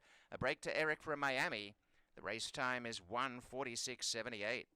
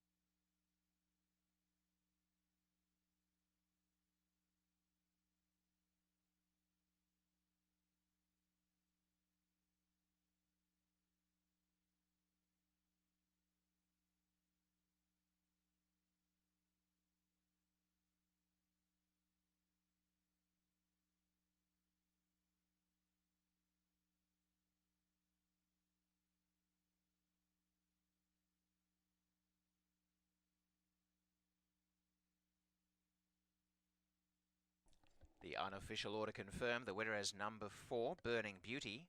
Second is 6, Sorority Prank. And third, number 3, Seems Like Destiny. Those numbers will be up shortly. And number 7, Eric from Miami, is fourth. So those numbers will be 4, 6, 3, 7. That opening quarter in 24 and 3. They ran the half mile, 49 and 1. And 3/4, 1:13 and 3.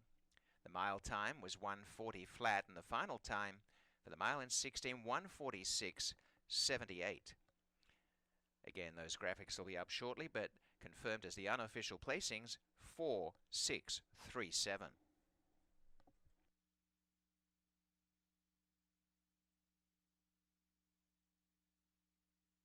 And there it is on screen. Again, Burning Beauty, the unofficial winner.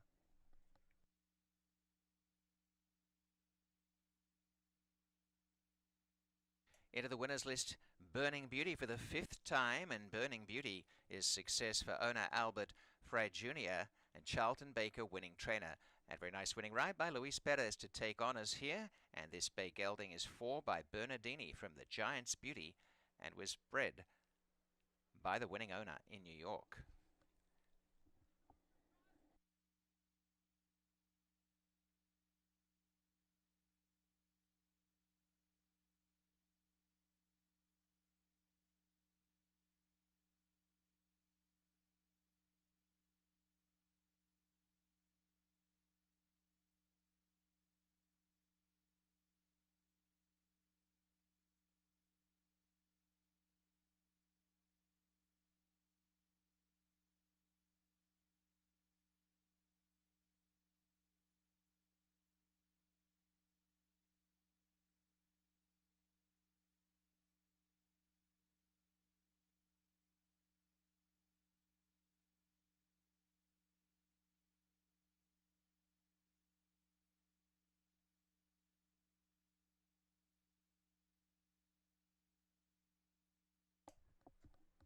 Stewards have confirmed that the result is official and the prices are now pending. So do note the result on 4637 is official.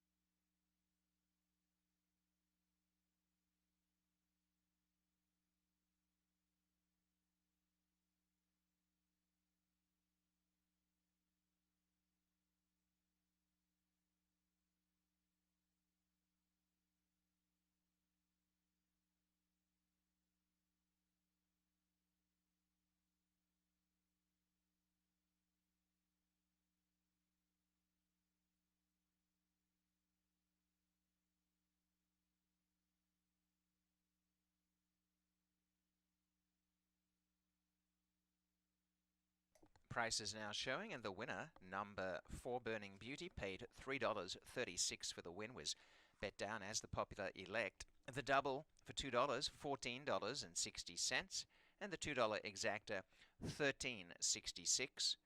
The 50-cent trifecta, $19.39. 10-cent super, $17.23. And the 50-cent pick 3 has paid $46.11.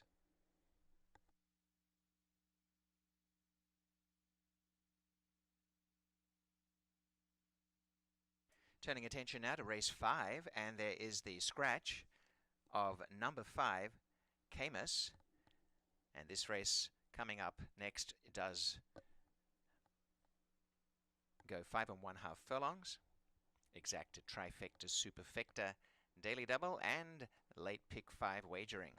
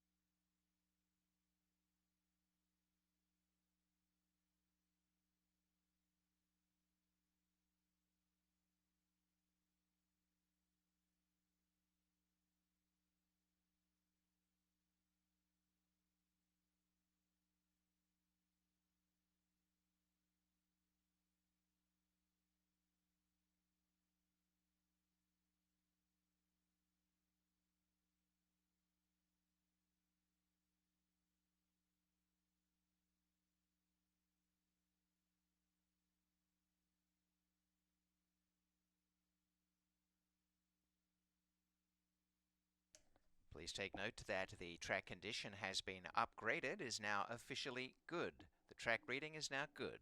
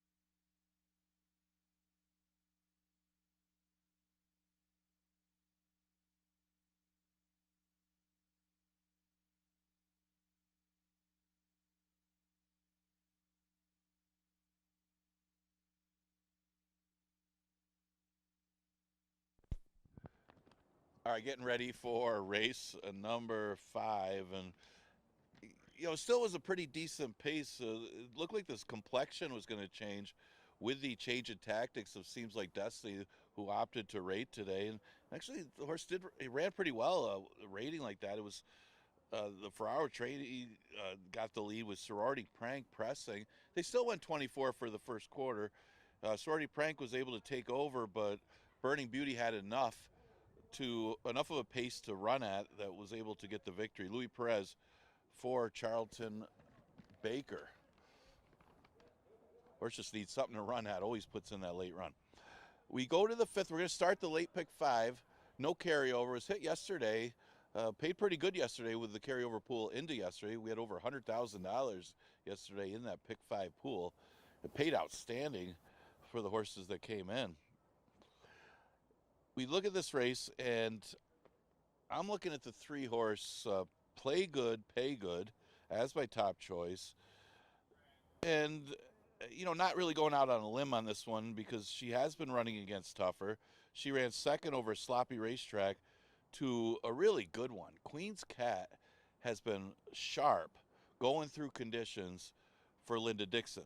That horse is going to be up for an award for top filly. Now, Queen's Cat also likes an off track. I mean, her breeding, you look at the halves of that one, and her overall breeding was for off track. So not only did she run second to a horse that's sharp, she ran second to a horse that's sharp on an off track. So I thought Play Good, Pay Good ran very good. Now, she's going to add blinkers for this race.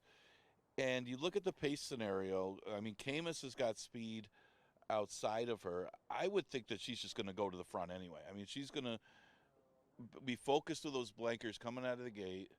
And, Camus, I apologize. Camus is a scratch out of this 5th race. So that puts her on the front, possibly by herself. And if she gets the lead by herself in here, going 5.5 furlongs after chasing Queen's Cat, you got to think she's going to be awfully tough to catch.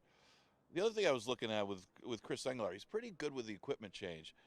4 for 12, it's right in the form, 33% first time blinkers. So give this one a big chance to go gate to wire in race number 5. Probably going to be a short price. Right now she's the lukewarm favorite at odds of 2-1. Horse that kind of stands out when it comes to liking an off track is the 2 Violent Vixen. She's shortening up to 5.5 off of the claim. She was claimed out of her last race. She did not fire at all in that race, which was kind of surprising because she had run a couple good ones her last couple starts here at Finger Lakes. Now, she's kind of a tricky horse. She's got inconsistent form, but when she does run her race, she's there with decent times. I think you look at the overall record on an off track. She's got 3 wins and 4 starts when there's moisture in the track. That's obviously important here. I don't know if she's as fast early as Play Good, Pay Good, but she'll be close up. The closer in the race looks to be the one, She's a Wild Joker, who exits the same races as Play Good, Pay Good, finishing behind that rival. She's also comes out of the race won by Queen's Cat. She doesn't have to be that far back, and she usually isn't, but at 5.5, she's got to get into the race a little bit more. She's okay at this distance. She's hit the board 5 out of 6 times. She's okay on an off track. She's very well bred by Practical Joke. It's just a matter of getting racing luck. But I think the drop in class makes her very live in here. It's just a matter of pace flow. Those are some of the contenders for the 5th. Remember, we start the late pick 5. Exacta Tri Super and Daily Double also available here.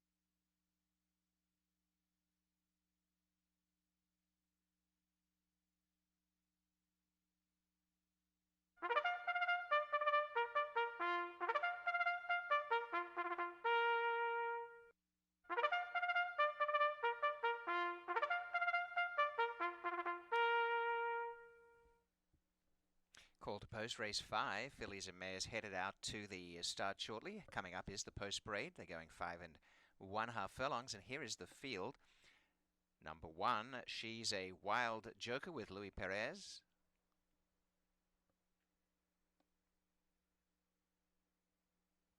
Two is Violent Vixen, Kaibekoa. Number 3 is Play Good, Pay Good.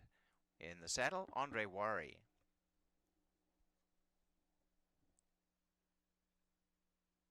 Number 4, Bayou Melody for Kevin Navarro. 5 is a scratch. 6 is Laughter with Joel Cruz.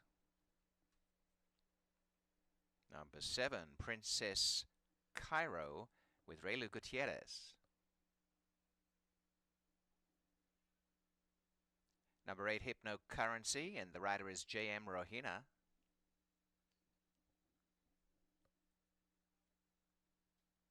9, Delightful Dixie, Emmanuel Di Diego. And number 10, Tumbles with Heman Harkey. The field headed to the start, race 5.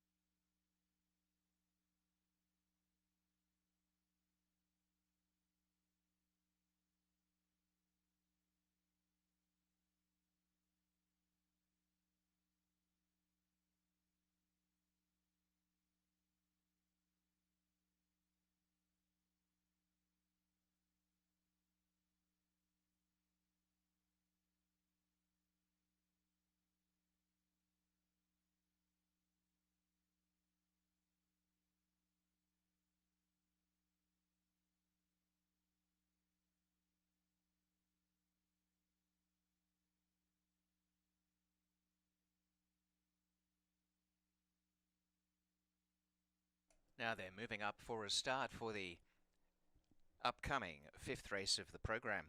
And Laughter is the first to go in as they move up. Out the saddle is the rider of Tumbles. Him and Harky, and that rider will reunite in the gate. Tumbles just behind the start. Current favourite for the race is Play Good, Pay Good as they move in.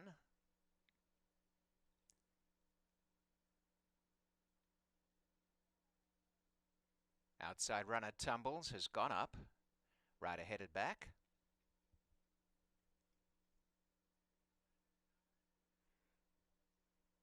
Next to come along is the inside runner She's a Wild Joker.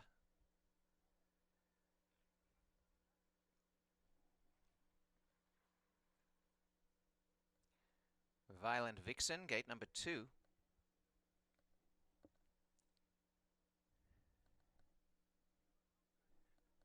Play Good, Pay Good. Moves up. Next along is Bayou Melody.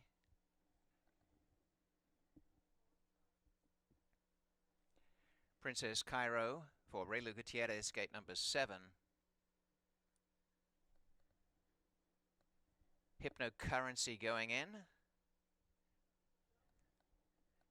And the last to join will be Delightful Dixie. Hypnocurrency taken up.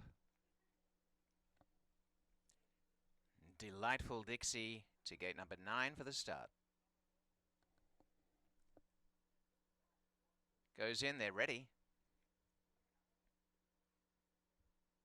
Off they race, and a very good start. And Princess Cairo won the break in the centre. A good beginning, Delightful Dixie, and on the inside, She's a Wild Joker. And going fast is Play Good, Pay Good to hit the front. Play Good, Pay Good goes out in the lead by a length. Up in second, Laughter going through. And over on the inside is still third, She's a Wild Joker. Splitting horses, Bayou Melody and Princess Cairo the outside from Delightful Dixie. Getting in behind them is Violent Vixen. And a break in the field, Hypnocurrency and Tumbles.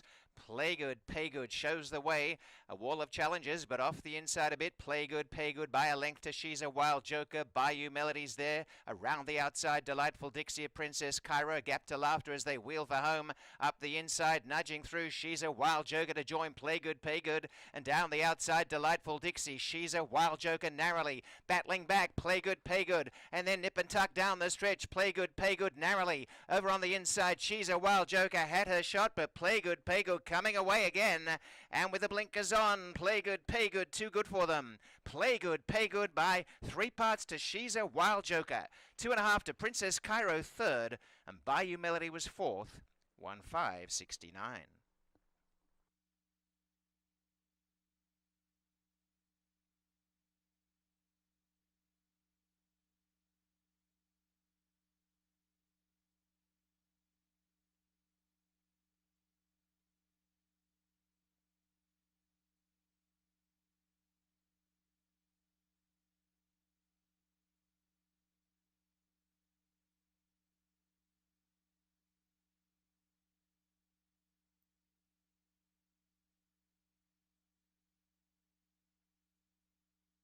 The unofficial result is 3-1-7-4. The winner, number 3, Play Good, Pay Good. 1 is second, She's a Wild Joker.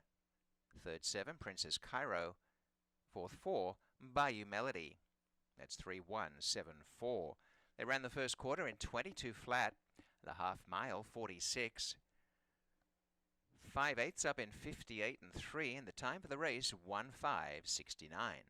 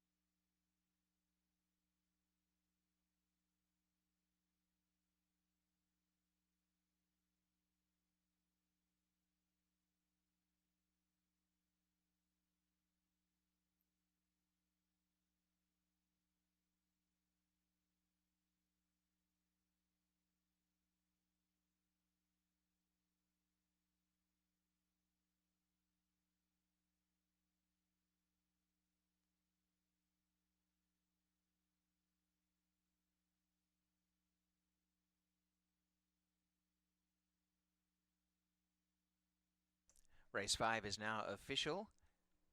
$5.86 for Play Good, Pay Good as the winner.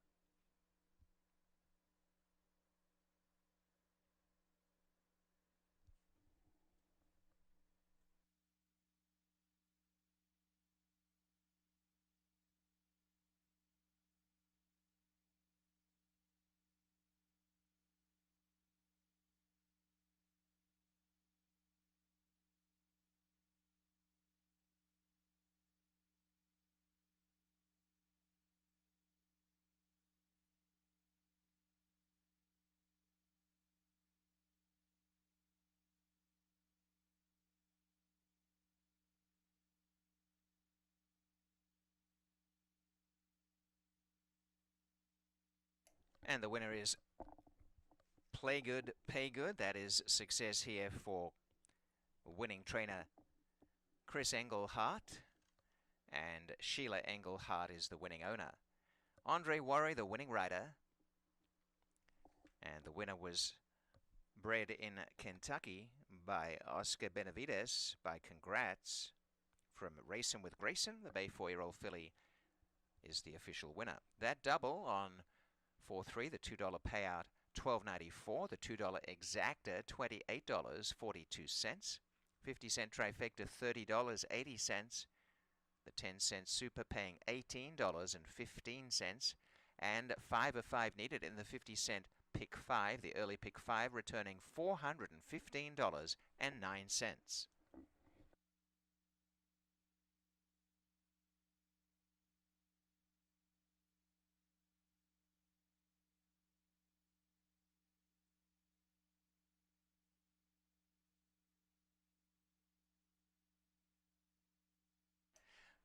Looking ahead now to the 6th race, we have the vet scratch of number 6. Takeda Jones is out. Do mark your program. Race 6, number 6 is a scratch. And the 6th race does offer exacta, trifecta, superfecta, daily double, and late pick for wagering.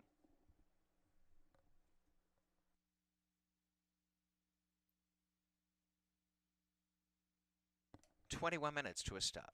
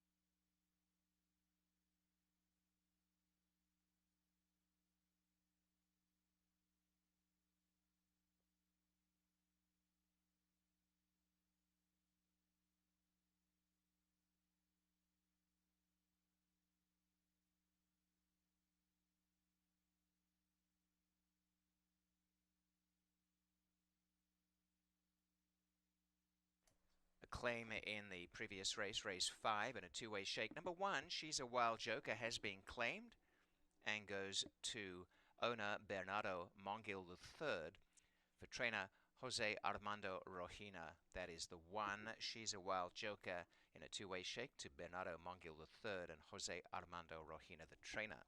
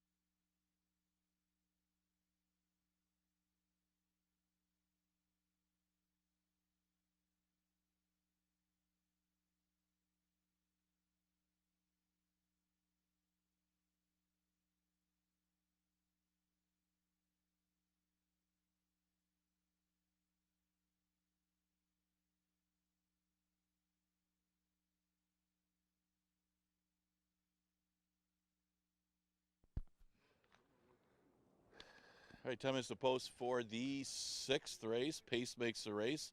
Play good, pay good, having a tactical edge. Still had to earn it. She's a Wild Joker. Made a nice move up the rail to challenge that rival. And the 2 horses that were dropping, coming out of the same races, were the ones that ran 1-2. in that 11-9 claimer. That class drop is pretty significant. Scratch the 6, Takeda Jones, good 2-year-old race here. We go a distance of 6 furlongs. We got the 6 scratch, so we got 7 betting interest. And it's a tricky race because, there's not much form on some of these horses that have only run a couple times, even got a couple first-time starters in this 2-year-old race. Look at the first-time starters first here. I did like the outside horse, the 8 Spanamax, who has got some decent works leading up to the debut here. More route breeding, at least on the dam side. You got the Medaglia d'Oro. Obviously, that's good breeding. The dam is a half to Promenade Girl, was a 5-time stakes winner. They paid $75,000 for this one as a weanling. Did resell later as a yearling at $40,000. So, which is good for a Finger Lakes 2-year-old. So, Spanamax will be making the first star and is taking a little play at odds of 2-1. I like the breeding, even though it is for a little bit longer. The other first-time starter is the 4, Connect and Cruise. Works are actually a little bit on the slow side in New York up until the work here. The work here in the mud did record a bullet. And for a 2-year-old, that's pretty good, especially considering he worked on a muddy surface. We've seen this breeding a lot. The Stormy Smile, the Atlantic Smile, a Wildcat Smile, all those the Smile horses have done well here at Finger Lakes. Now, Stormy Smile herself was a stakes winner. The Full, which was Atlantic Smile, won the Arctic Queen Stakes here at Finger Lakes. So the breeding is good on Connect and Cruise, and probably should be okay as far as the off-track is concerned, considering he did work a pretty decent breeze on the off-track. So Connect and Cruise for Charlton Baker is at odds of 4-1, along with Chioka's the same odds. Chioka tried adding blinkers last time. He'll take them back off for this race. He finished off the board in his debut. He was a big price that day, and he didn't break all that sharp in his debut, and I think he was compromised by that break.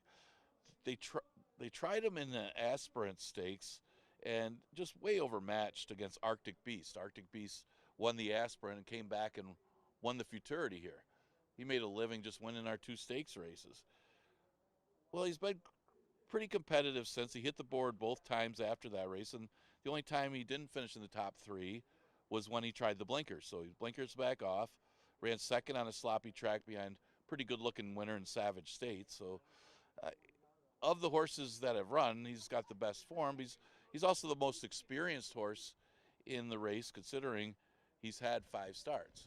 And that might go a long way against rivals like these. The horse that I use for 4th, and is taking some plays, the 2 Rideshare. Tricky Reed, he didn't take a lot of money in his debut, but you can actually just draw a line through it. He broke so horribly that he was out of the race. He never really had a chance after the poor beginning. So I guess you could give him that race, and you can't really gauge anything from it either. But of the rest of them, he's a Windy Leaf Farm horse. They've all been good. The one earlier got over bad, but this one's taken play, and they all do usually run pretty well. Not the fastest of works for Rideshare, but I would expect him, obviously, with a better start to run a lot better. And he could be a good long shot. I was thinking to consider using, but right now, he's not a long shot. With that early play, he's at odds of 3-1. The other 2-year-olds, sometimes you'll see big improvement after the first start. Like Rideshare, you'd expect him to run better. Takahama, his first start, showed absolutely nothing. He didn't break that well, but he was actually entered in the Aspirant Stakes in his debut. That's how much they thought of him. Or maybe just overmatched and didn't belong there. But this should be a lot easier anyway than running against Arctic Beast. Minister of Magic, the other one, he ran into Savage State, same race as Chioka, so it's not like he was ridiculously far behind Chioka that race, but he could improve off of that debut as well. May have to improve a lot in order to get to the winner's circle. So I did take the firsters, first and third, because Chioka had to use the top three because, let's face it, in maiden races, the last two, without the blinkers, he finished on the board both times. But see how Spanamax does. He's at odds of 2-1. Went 8-4-5-2 here in the 6. Again, we scratched the 6, Takeda Jones. Pretty competitive 2-year-old event to start off the late pick 4. Exacta, trifecta, superfecta, and daily double available here.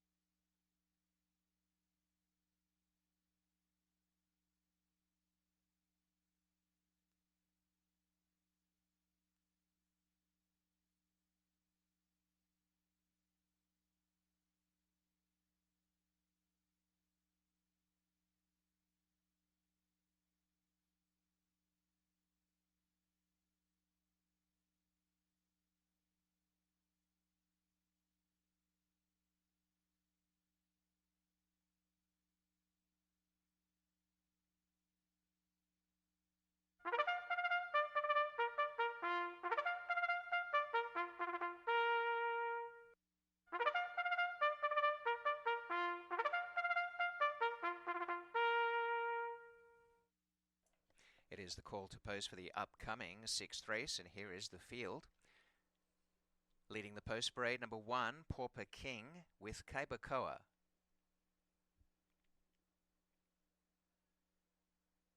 Number 2, Ride Share for Kevin Navarro. Heading out is 3, Takahama, rider Carlos Camilo. 4, Chioke. In the saddle, Emmanuel de Diego.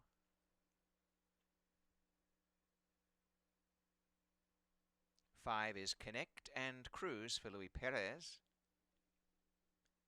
Number 6 is out. 7, Minister of Magic, Mike Davila Jr.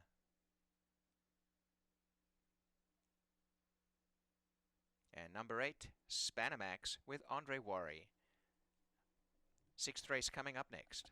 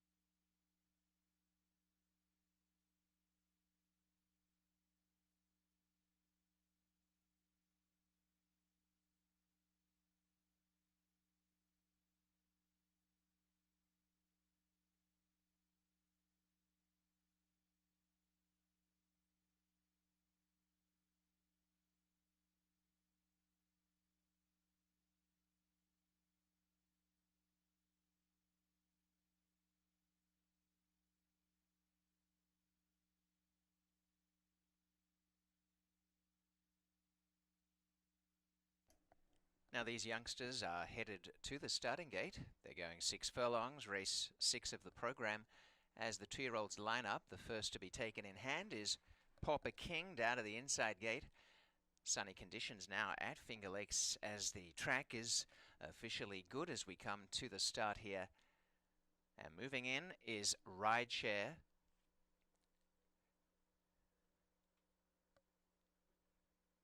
Not quite fully set, the inside runner. That's Pauper King. The race favourite is currently Chioke. The most experienced in the field is 6-5. First time starter Spanamax. And the other first timer Connect and Cruise 3s and 7-2 currently.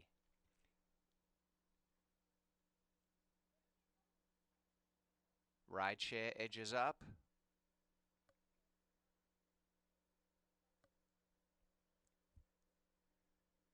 And has gone in. Now it's Takahama to gate number 3.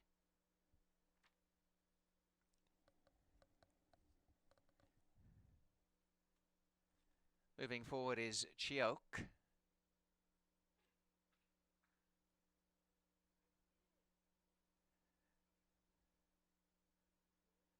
Goes to gate 4.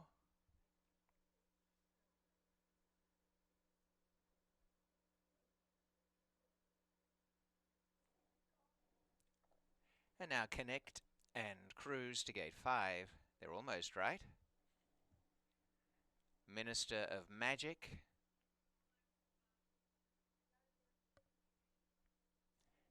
And to the outside gate is Spanamax, and they'll be on their way. Spanamax moves in.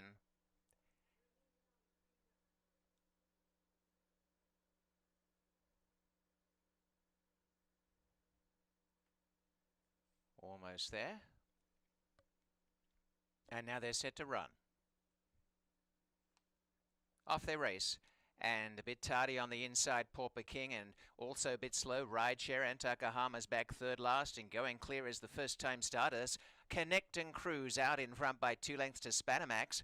A length away in third placing is Chioke, and on the outside, Minister of Magic, and then Takahama, Rideshare, and about 4 or 5 away last is Pauper King. Connect and Cruise sailing along in front, a length and a half coming fast, those Spanamax now going up within about 3/4. They're out by 3 or 4 lengths to Minister of Magic, and Chioke on the inside started to churn the engine. They're well ahead of Takahama, Rideshare, and off the track, Pauper King. As they head through a first quarter in 23, Spanamax comes up alongside Connect and Cruise, taking a Minister of Magic, but 4 behind, and then Chioke, and the only one running on for the back at the moment is Pauper King. Turning together, these newcomers shave the turn together in front on the inside, Connect and Cruise. On the outer, Spanamax, and they're out by 3 lengths, and trying to get home is also in the centre. Chioke is making ground now. The leader remains Connect and Cruise, a length to Spanamax. Chioke started to come home well. Chioke on the outside, coming after them both. Chioke on the outer, grabs them late, and with experience takes the win. Chioke draws on to score by a length and a half. Spanamax got up to run second from Connect and Cruise. A gap away, Takahama and a photo for fourth, and on the outside, Minister of Magic. 1:14.36.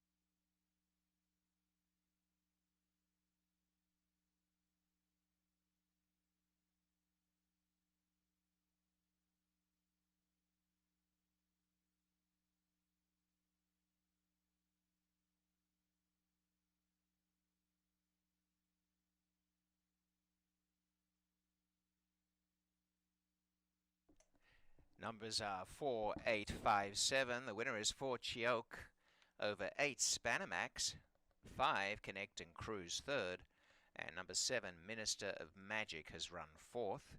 That's 4, 8, 5, 7.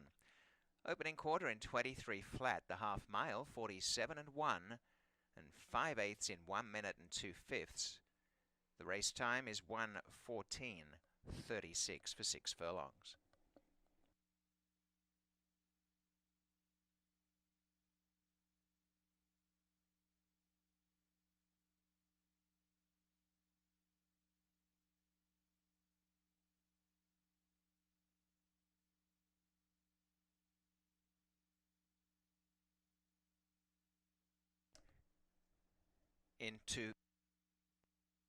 Into the winner's circle, Chioke, and congrats going out to the winning team. And this is Ralph D'Alessandro as the winning trainer, Emmanuel Di Diego winning rider, owned by David Smart and David J. Rowlands.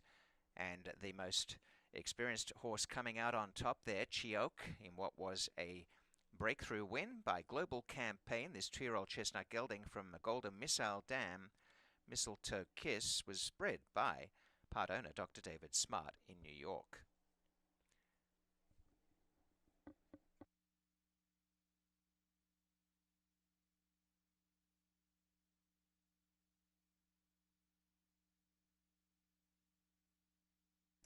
It is official. Here are the prices. $3.48 for the win for Chioke, the double. $2 payout is $17.86 for the double. The $2 exacta, $9.74. The 50-cent trifecta numbers returning $5.86. And the 10-cent super, $4.59. The 50-cent pick 3, $9.06. All four needed in the 50-cent pick 4 for $24.81. The prices on race 6.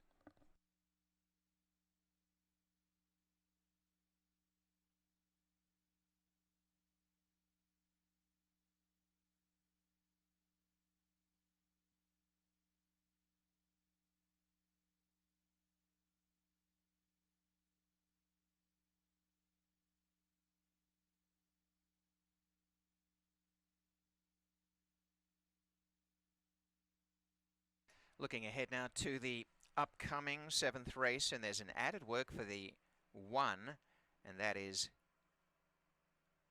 Diva Banker. And that added work is November 13th here at Finger Lakes, 3 furlongs on a muddy track in 40.20 breezing. We also have the vet scratch of number 2, Lincolnville Beach. The upcoming 7th race offers exacta, trifecta, superfecta, daily double, and pick 3 wagers. 17 minutes to post time.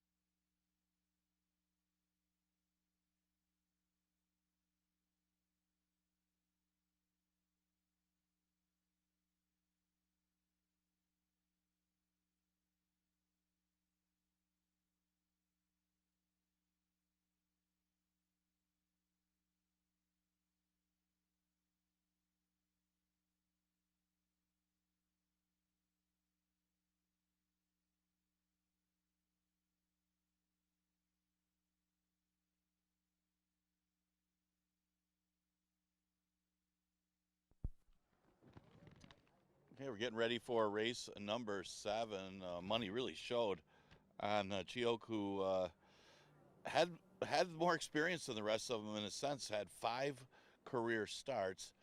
I really think the 6 furlongs might have caught up with the 2 first-time starters. They had opened up a lead. Connect and Cruz got the lead early, and Spanamax was able to stay close. But 3 quarters just caught up with them, and the experienced horse Chioke, with the blinkers back off and consistent form, was able to catch those and finally graduates here at the end of the year to get through that mating condition. Okay, 7th race, we scratched the 2, Lincolnville Beach. It's a 5,000 claimer going 6 furlongs. Not a ton of speed in here. Speed probably from the outside, Fast Fran, who just hasn't had the same kind of year this year as the 2 prior years, but she could be dangerous if Isle Storm isn't able to get out with her. Isle Storm has not been as quick out of the gate as she has been in the past, but other than that, those are the 2 speeds in this race. You would think a horse like Tequila on the drop would have a little bit of an edge on these $5,000 claimers. She has only made 5 starts this year. She was in for the waiver claim her first 2 starts at the 11 and 9. Didn't run that badly. Actually won one of those races. Got a nice, perfect trip, you should say, under Perez. But then she was really over her head the next 2 starts, running against male competition. She ran in against Runaway Joke in an optional claiming allowance race. Where Runaway Joke just got loose and ran his race, and then dropped to the 11 and 9, but it was against male competition. So last time she was back in the right element, but she ran into Dorth Soul Dancer, who's really tough at the 11 and 9 level. Dorth Soul Dancer would be 1 to 5 against this field. So no shame there, lose it to that rival. No such rivals in here. She drops to 5. A little concern about the pace more than anything. But one thing, I know it's a drying out racetrack. We're now labeled good. But if there's moisture in the track, that only benefits Tequila. She's a slight favorite, lukewarm favorite, at 5 to 2. Again, her running style might be the only thing up against her here. But other than that, she seems to have a class edge. Diva Banker's another closer. She is another one that might be at the mercy. She's probably more at the mercy of the pace with her running style. She does like this distance of 6 furlongs. 8 of her 11 wins have come in 3 quarters. And she just they really didn't quite come back to her last time. And she was trying to sweep wide and make that move late.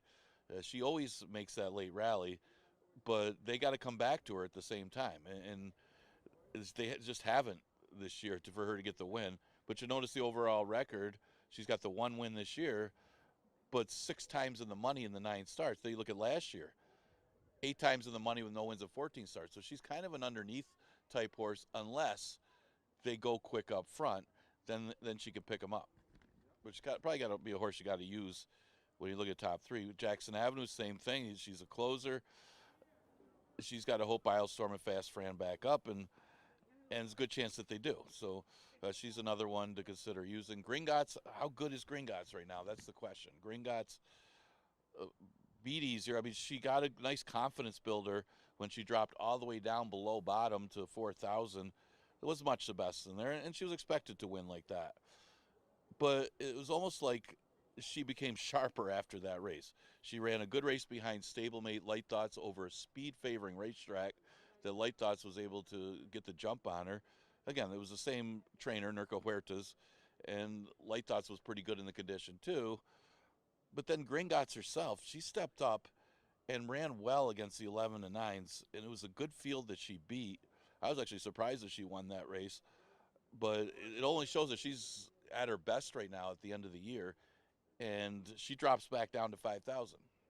How good is she? Well, we'll see. I mean, she's obviously good enough as she beat the 11 and 9s last time, and it depends if she gets the right kind of trip, because she does have a lot of seconds in a lot of her races. So another big contender in race number 7.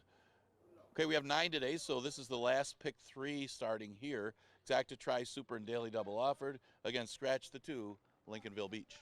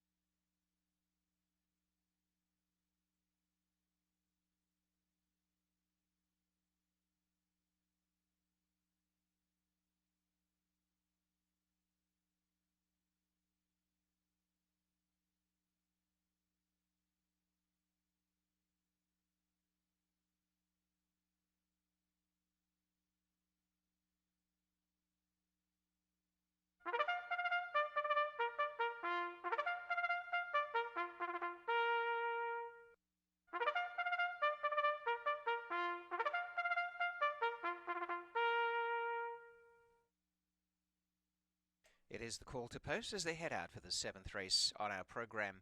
And here is the field, headed by number 1, Diva Banker, with Mike Davila Jr. Number 2 is a scratch. Number 3, Gringotts for Heeman Harkey.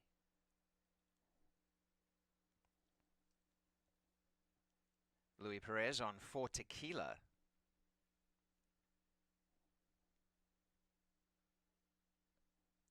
Number 5, Isle Storm with Nazario Alvarado.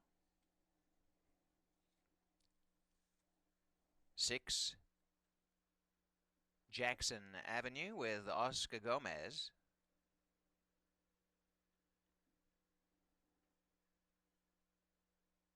Number 7 is Pure Elegance, the rider Christian Navarro.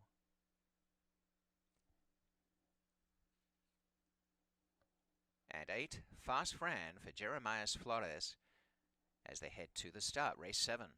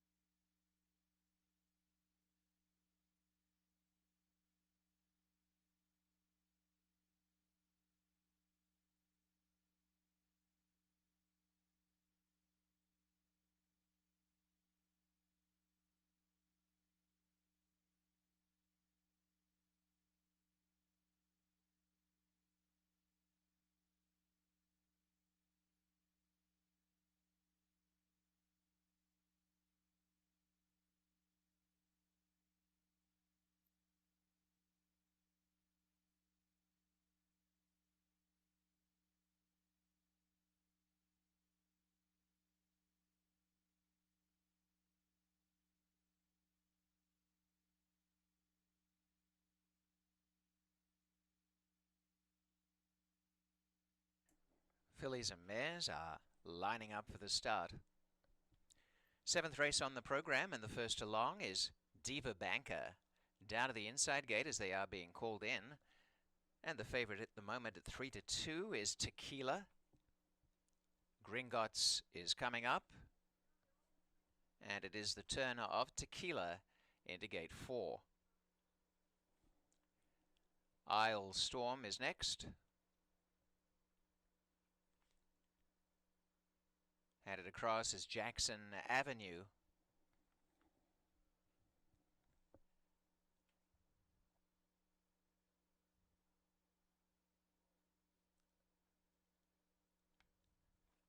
Jackson Avenue steps up.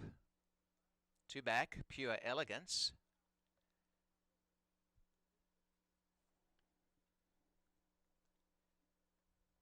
Going forward for Christian Navarro, the outside gate to Fast Fran.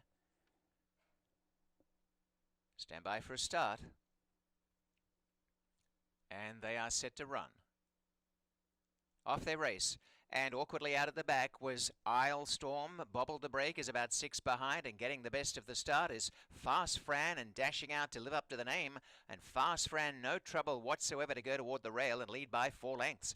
Jackson Avenue in second. On the inside, Diva Banker from Gringotts. A length behind them, Tequila. A long gap now to Isle Storm, but making up some ground. And the trailer is Pure Elegance. Showing the way at the half mile by about 3.5 lengths, it's Fast Fran. Jackson Avenue making some inroads. A length and a half, Diva Banker. And then Gringotts, Tequila. And next to last is Isle Storm, and still at the back, Pure Elegance, as they head down to the 5/16 and Fast Fran. And the first quarter was 23, shows the way, only 3 parts. Coming on strongly, Jackson Avenue ranging up on the outside of the quarter. And now Diva Banker looks at chance as they turn for home at the top of the lane. It's Fast Fran still in front. Jackson Avenue is there. Tequila goes to the inside, and out wide of Diva Banker. A battle up front. Fast Fran, and on the outer, Jackson Avenue. And trying to run for the back is Gringotts. Jackson Avenue on the outside. On the rail, Fast Fran. Jackson Avenue takes the lead. Jackson Avenue narrowly. Fast Fran kicking back on the inside and kicks back to win.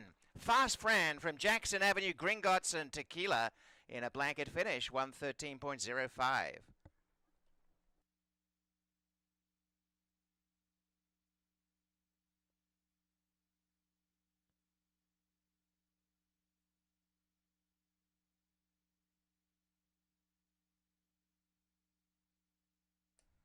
It is a photo for the win.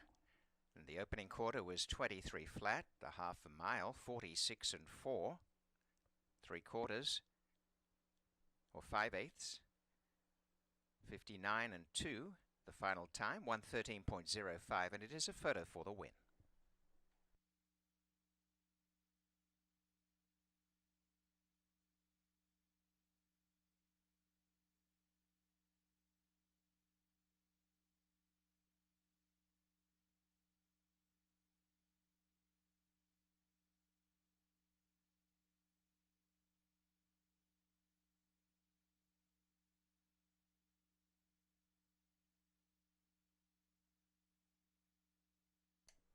Here is the result. The winner is number 8, Fast Fran. Second, 6, Jackson Avenue. Third, number 3, Gringotts. And fourth, 4, Tequila. Numbers are 8, 6, 3, 4.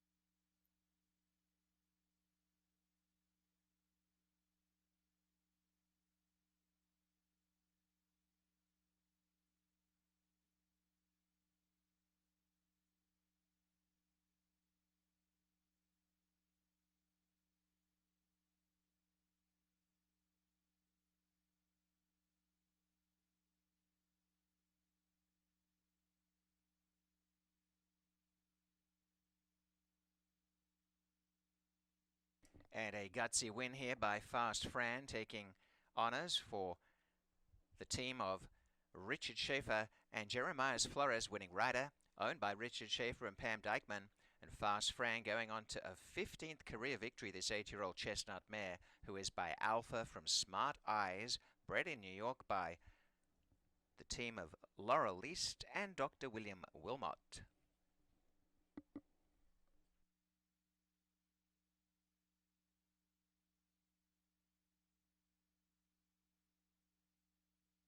result is now official. Fast Fran paying really well, $21, $13.70 and $5.66 across the board.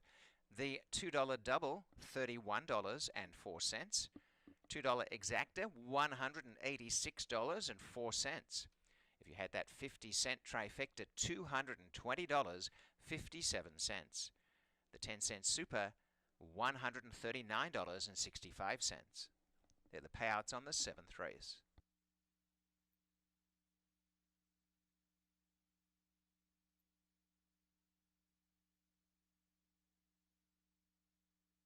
Coming up next, race 8, which starts the final double on the program, and we have a scratch of number 8, Mad Magic is a Stewart scratch.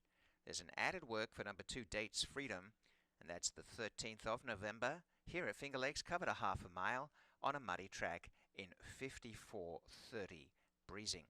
We're 19 minutes away.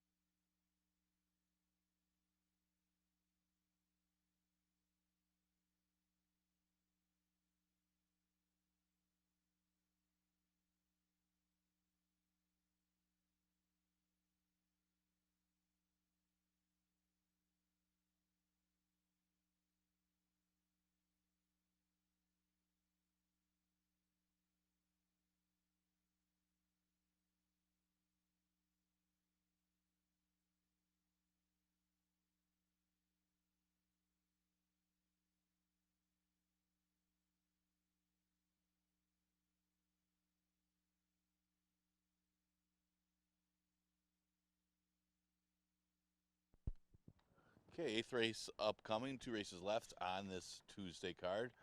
Looking back at the 7th, Fast Fran.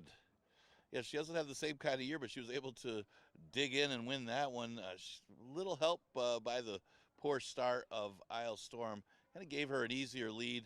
Jackson Avenue forced to make an earlier move, and those two battled to the line. It looked like Jackson Avenue actually was in front of Fast Fran at one point, but Fast Fran showing some grit. She battled back and got the victory. Jeremiah Flores for Richard Schaefer. All right, 8th race, 5,000 claimer, going a mile and 70. We do scratch the 8, Mad Magic. Just ran less than a week ago. Coach Bahi looks to be one of the horses that should be on the front line in here. He doesn't necessarily like the lead himself. He has won on the front before when he did 51 or something like that to the half. Actually, he won going short earlier in the year, getting the lead. But he kind of was one of those horses that just likes to be in the race early.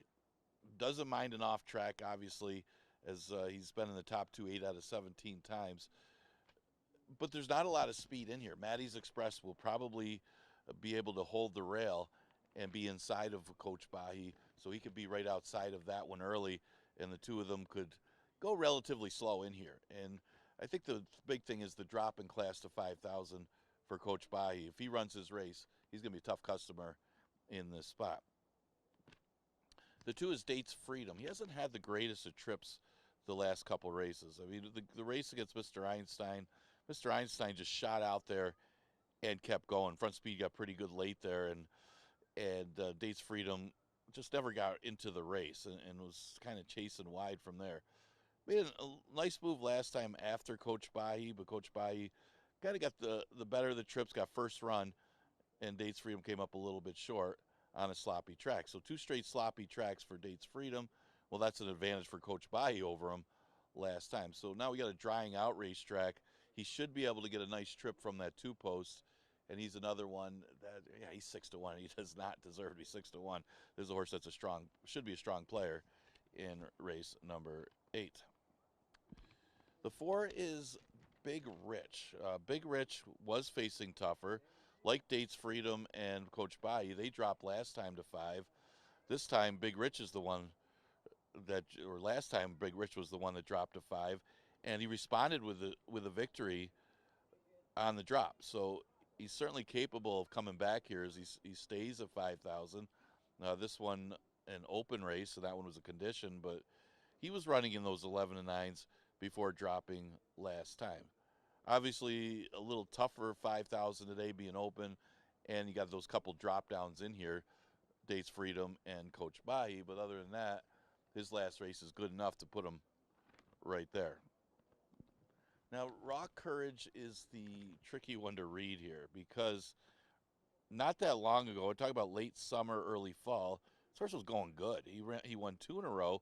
He actually won for 5, then stepped up and beat Sorority Prank.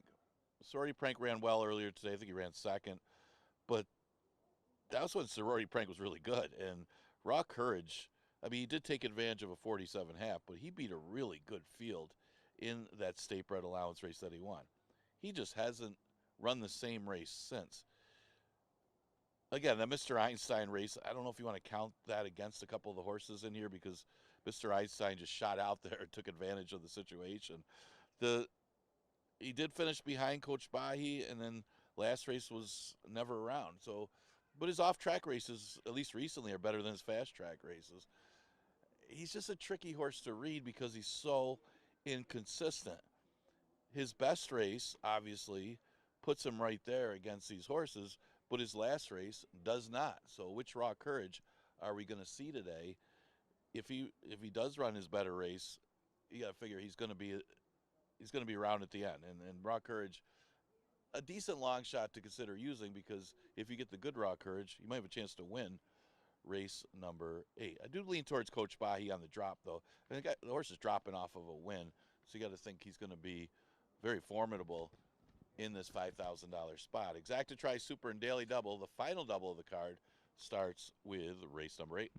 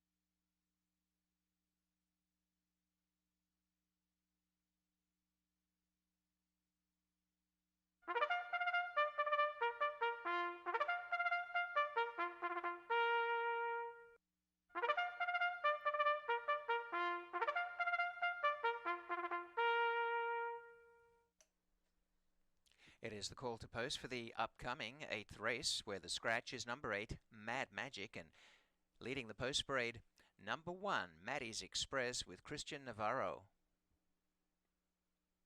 Number 2, Dates Freedom with Louis Perez.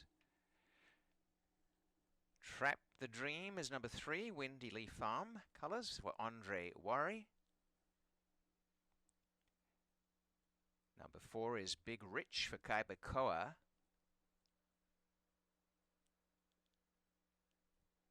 Five, Coach Bahi with Kevin Navarro.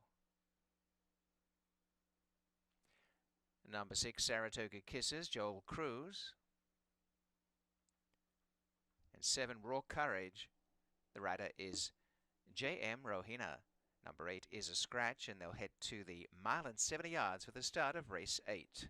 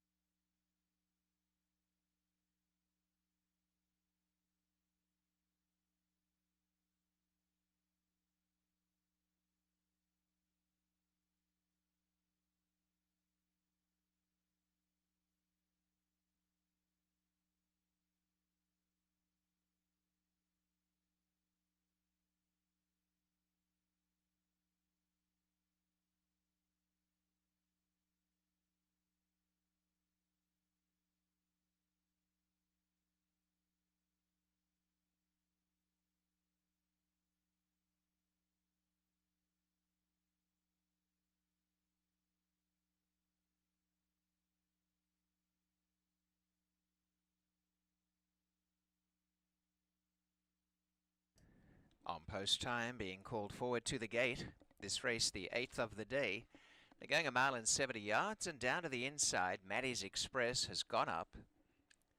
As they are being called in for the start, Coach Bahi is well supported here. Dates Freedom has gone in, and the next along into gate 3, Trap the Dream. Followed in by Big Rich.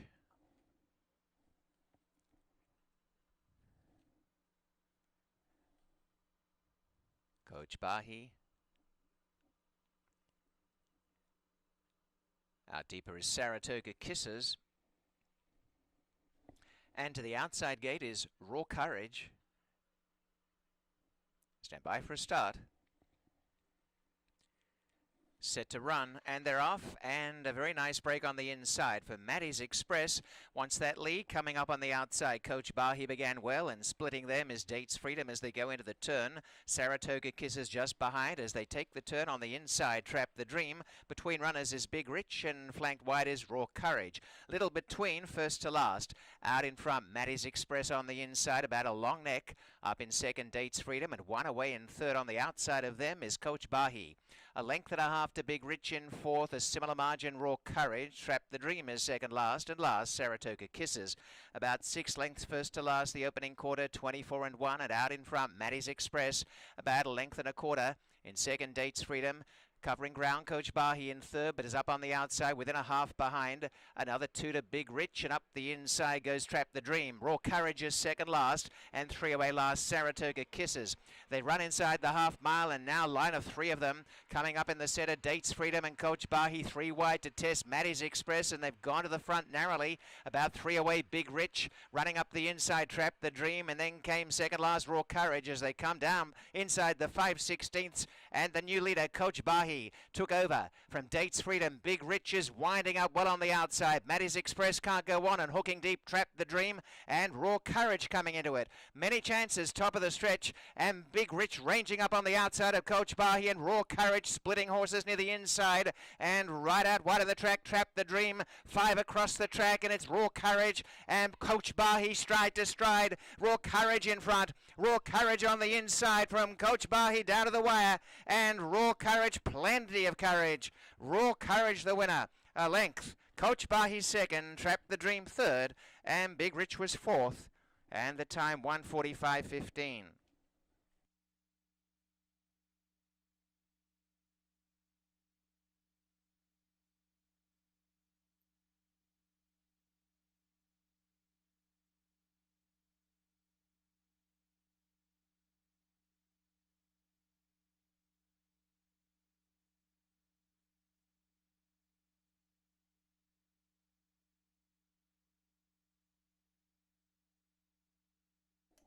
The result unofficial is 7-5-3-4. The winner is number 7, Raw Courage. Second is 5, Coach Bahi. And number 3, Trap the Dream third. Fourth, number 4, Big Rich. Here are the times on the race. The opening quarter, 24 and 1. A half a mile, 48 and 1. 3 quarters, 1:13 and 1/5. And the mile up in 1:40 and 3/5. The time for the race is 1:45.15. Unofficial on 7-5-3-4.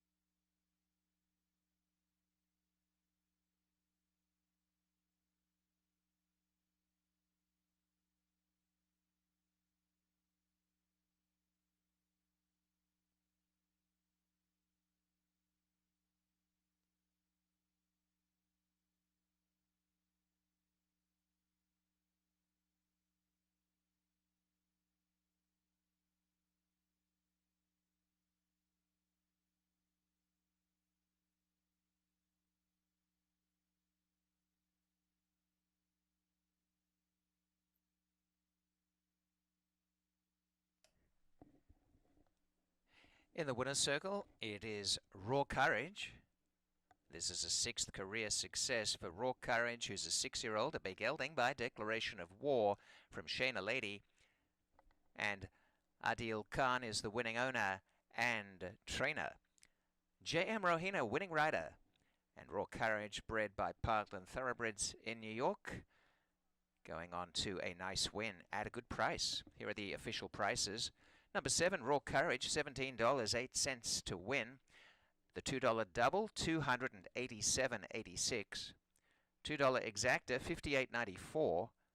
The 50-cent trifecta, $71.26. And the 10-cent super, $43.37. They are the payouts, the prices on Race 8.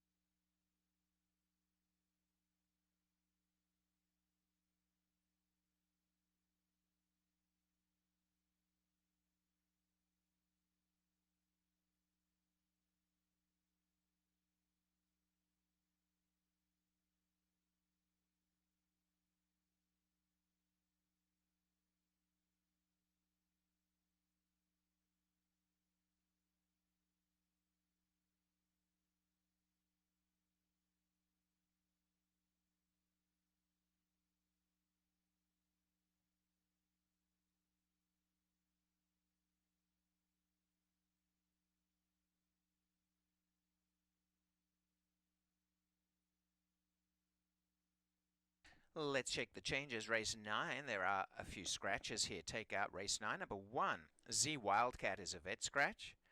3, Probably Flattery, a steward scratch. And number 7, A Few Choice Words, a vet scratch. They are all out there. 17 minutes to race 9.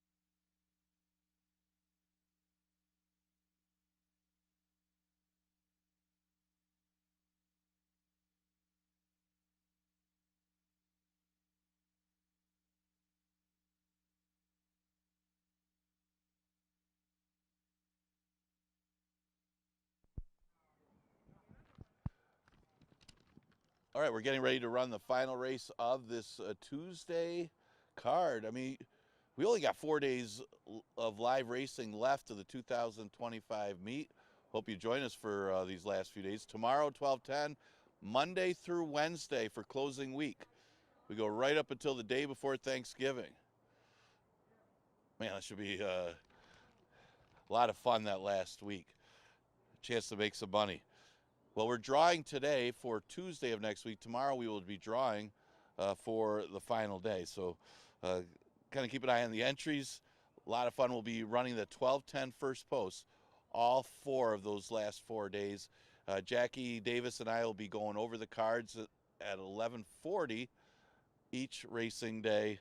Tomorrow, as usual, 11:40 for that 12:10 first post. Looking back at the 8th, about Adil Khan, former Finger Lakes jockey Adil Khan. He's got raw courage to run today. And what a job by Jose Rojina. Jose Rojina splitting horses to get that victory. You never know what raw courage is going to show up, and today the good one did. He got the win, and definitely a great ride by Jose. Scratch the 1, Z Wildcat, and the 7, a few choice words out of a nice wild, and also the favorite, probably Flattery. Probably should mention that one too. The 3-horse scratch, probably Flattery. So 1, 3, and 7 out of race number 9. A couple drop downs in here. The big thing is the pace. You look at the speed of this race. The 10, Cara de Major, has shown some speed. He was chasing a waiting trial all the way around the track last time. Would expect him to show speed, but he's way out there. The other horse that I thought might show some speed would be the 5, Peeling Out. The interesting thing about this one, of course, he's had moisture in the track every race, but last race, he seemingly lost all chance at the start, was rushed up and put into contention, and still hung around to be 3rd. I know it's 5,000 maidens. It's probably an easier field than this one, but I thought the horse ran pretty well considering. Well, he goes first time Lasix today. Why is that important here? Because one of the best angles in the history of Finger Lakes is Michael S. Ferraro with horses going first time Lasix. You can look in the form in the last 3 starters. He's won 2 of them, and he's had that kind of a percentage throughout his career. So it's always been a good angle here. Peeling Out, if he can get the front end, get a better start than last time, could be one of the main contenders in here. Now, Sea Shepherd's a drop down in here. You know, Cara de Major's been facing tougher before dropping to 5 last time. And I thought the 10 might be the other speed, even though he's way out there. He chased Winner, and that was a big favorite. A waiting trial was 2 to 5 in there. He was inside the other rival. They didn't go that fast. They went 23 and 47. So I'm not even sure if this horse has that much speed. But that's the problem here. Who does? There's not a lot of pace in this race. It's a questionable pace. So I think this horse is going to be close regardless, especially with an aggressive rider. So I use them in there. And then the 2-horse was the other one I use, Sea Shepherd, mainly on the drop. I mean, this is a significant drop in class. Cutting back in distance, going back to a sprint. First 2 career starts, he hit the board against maiden special weights. That's good enough. You got to think to be very competitive against this field. He hasn't shown much for early speed, though, in those sprint races. I guess that would be the only drawback. How far away from the slow pace is he going to be? Because whoever gets the lead in here, I doubt it's going to be that quick of a pace, because it's just a race completely void of speed. That's why I'm thinking maybe the 5-horse Peeling Out with a better break could get the front in here. We'll see, because he's not really that fast either. He did show some speed making up ground after breaking badly last time. So those are a few of the contenders for a scramble of a last race. Exacta Try and Super offered in race number 9. Again, scratch the 1, 3, and 7.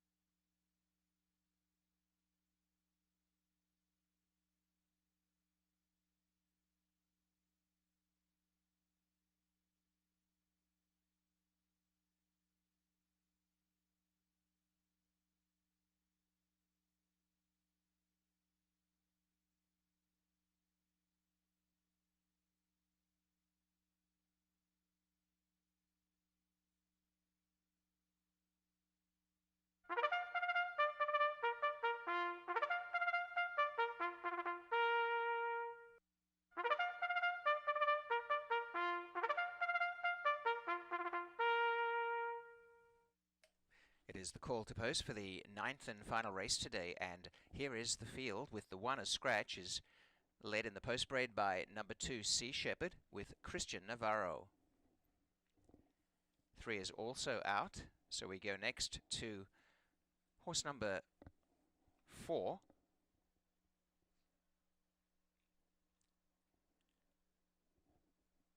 And that is Captain Bonnet for Kevin Navarro.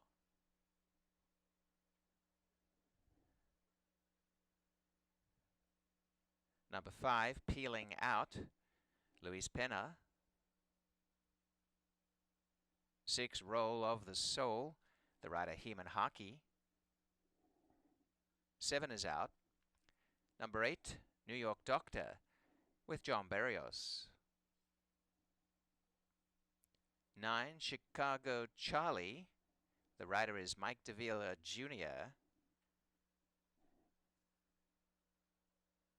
And 10 is Cada Dia Mejor with Oscar Gomez.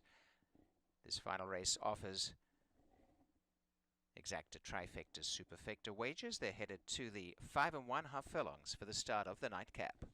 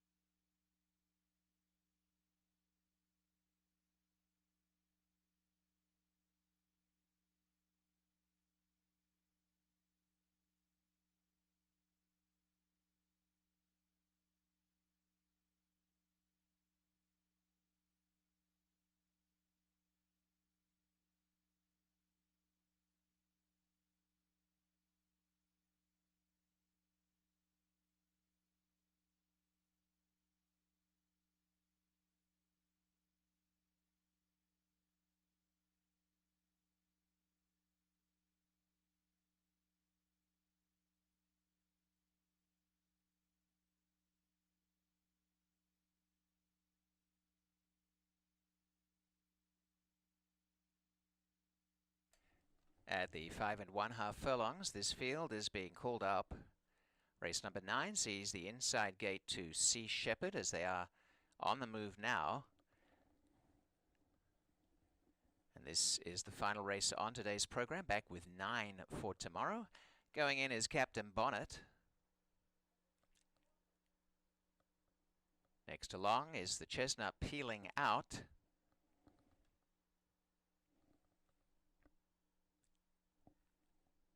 Followed in by Roll of the Soul.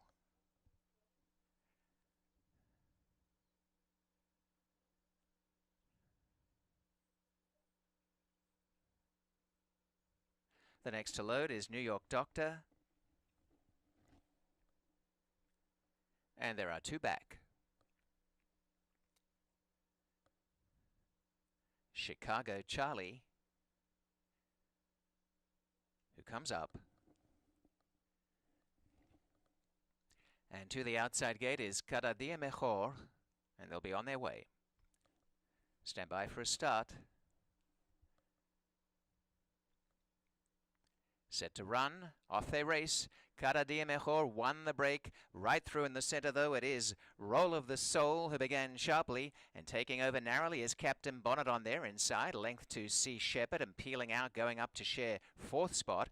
A break in the field to New York Doctor, and on the outside is Chicago Charlie. They're fairly well bunched up. 3 across the track, Captain Bonnet on the inside, and over in the center is also trying to keep abreast Roll of the Soul, and taking over now is Cada Dia Mejor. Peeling out, sees a seam up the rail. Cada Dia Mejor has gone out in front, but peeling out, joining on the inside as they race away by 2 to Captain Bonnet. Chicago Charlie from the back is starting to wind up as they go inside the final quarter, and on the inside, peeling out narrowly from Cada Dia Mejor. 3 away is Captain Bonnet. Down the outside, Chicago Charlie still running home, and Sea Shepherd up the rails, top of the home stretch, and out in front remains peeling out, getting away from Cada Dia Mejor, and trying to run home is out wider on the track, Chicago Charlie, and also Sea Shepherd up the inside, trying to hang on here, peeling out and doing just enough. Peeling out continues to be nursed to the wire to win, and a good performance. Peeling out scores well, almost 3 lengths. Cada Dia Mejor second, Sea Shepherd third, then Chicago Charlie, and the next headed Roll of the Soul. The race time is 1:7:56.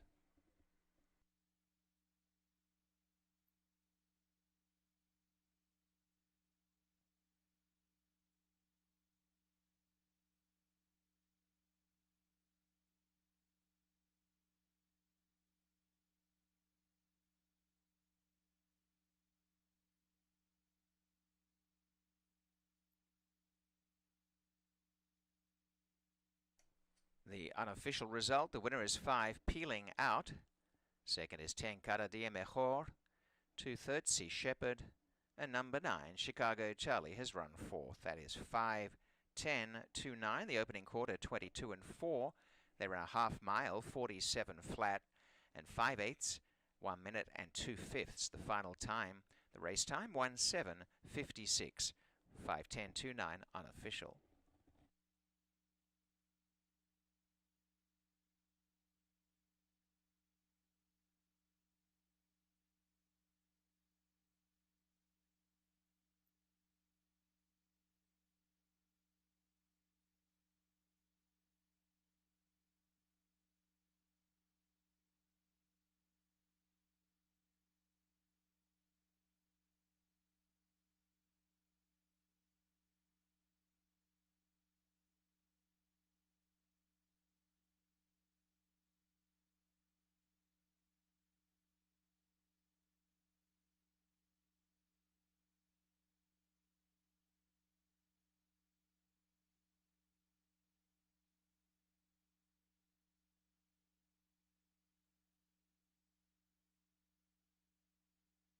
Into the winner's circle goes Peeling Out, taking the final race for Luis Pena and trainer Michael Ferraro.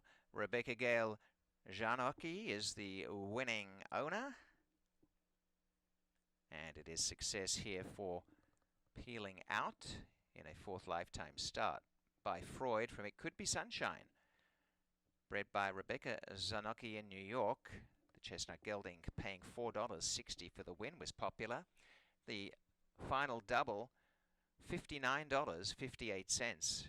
The $2 exacta, $17.14. 50-cent trifecta, $7.67. The 10-cent super has paid $3.38. And the 50-cent pick 3, $181.40. All four needed in the late pick 4. That is a return of $269.39 for 50 cents. The 50-cent pick 5, all 5 needed, $1,510.53.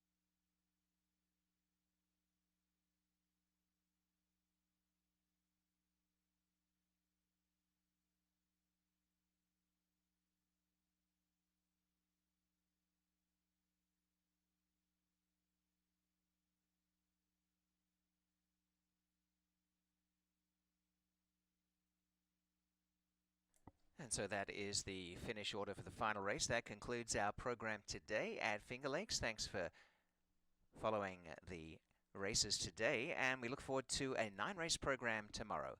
Wishing you a very good night.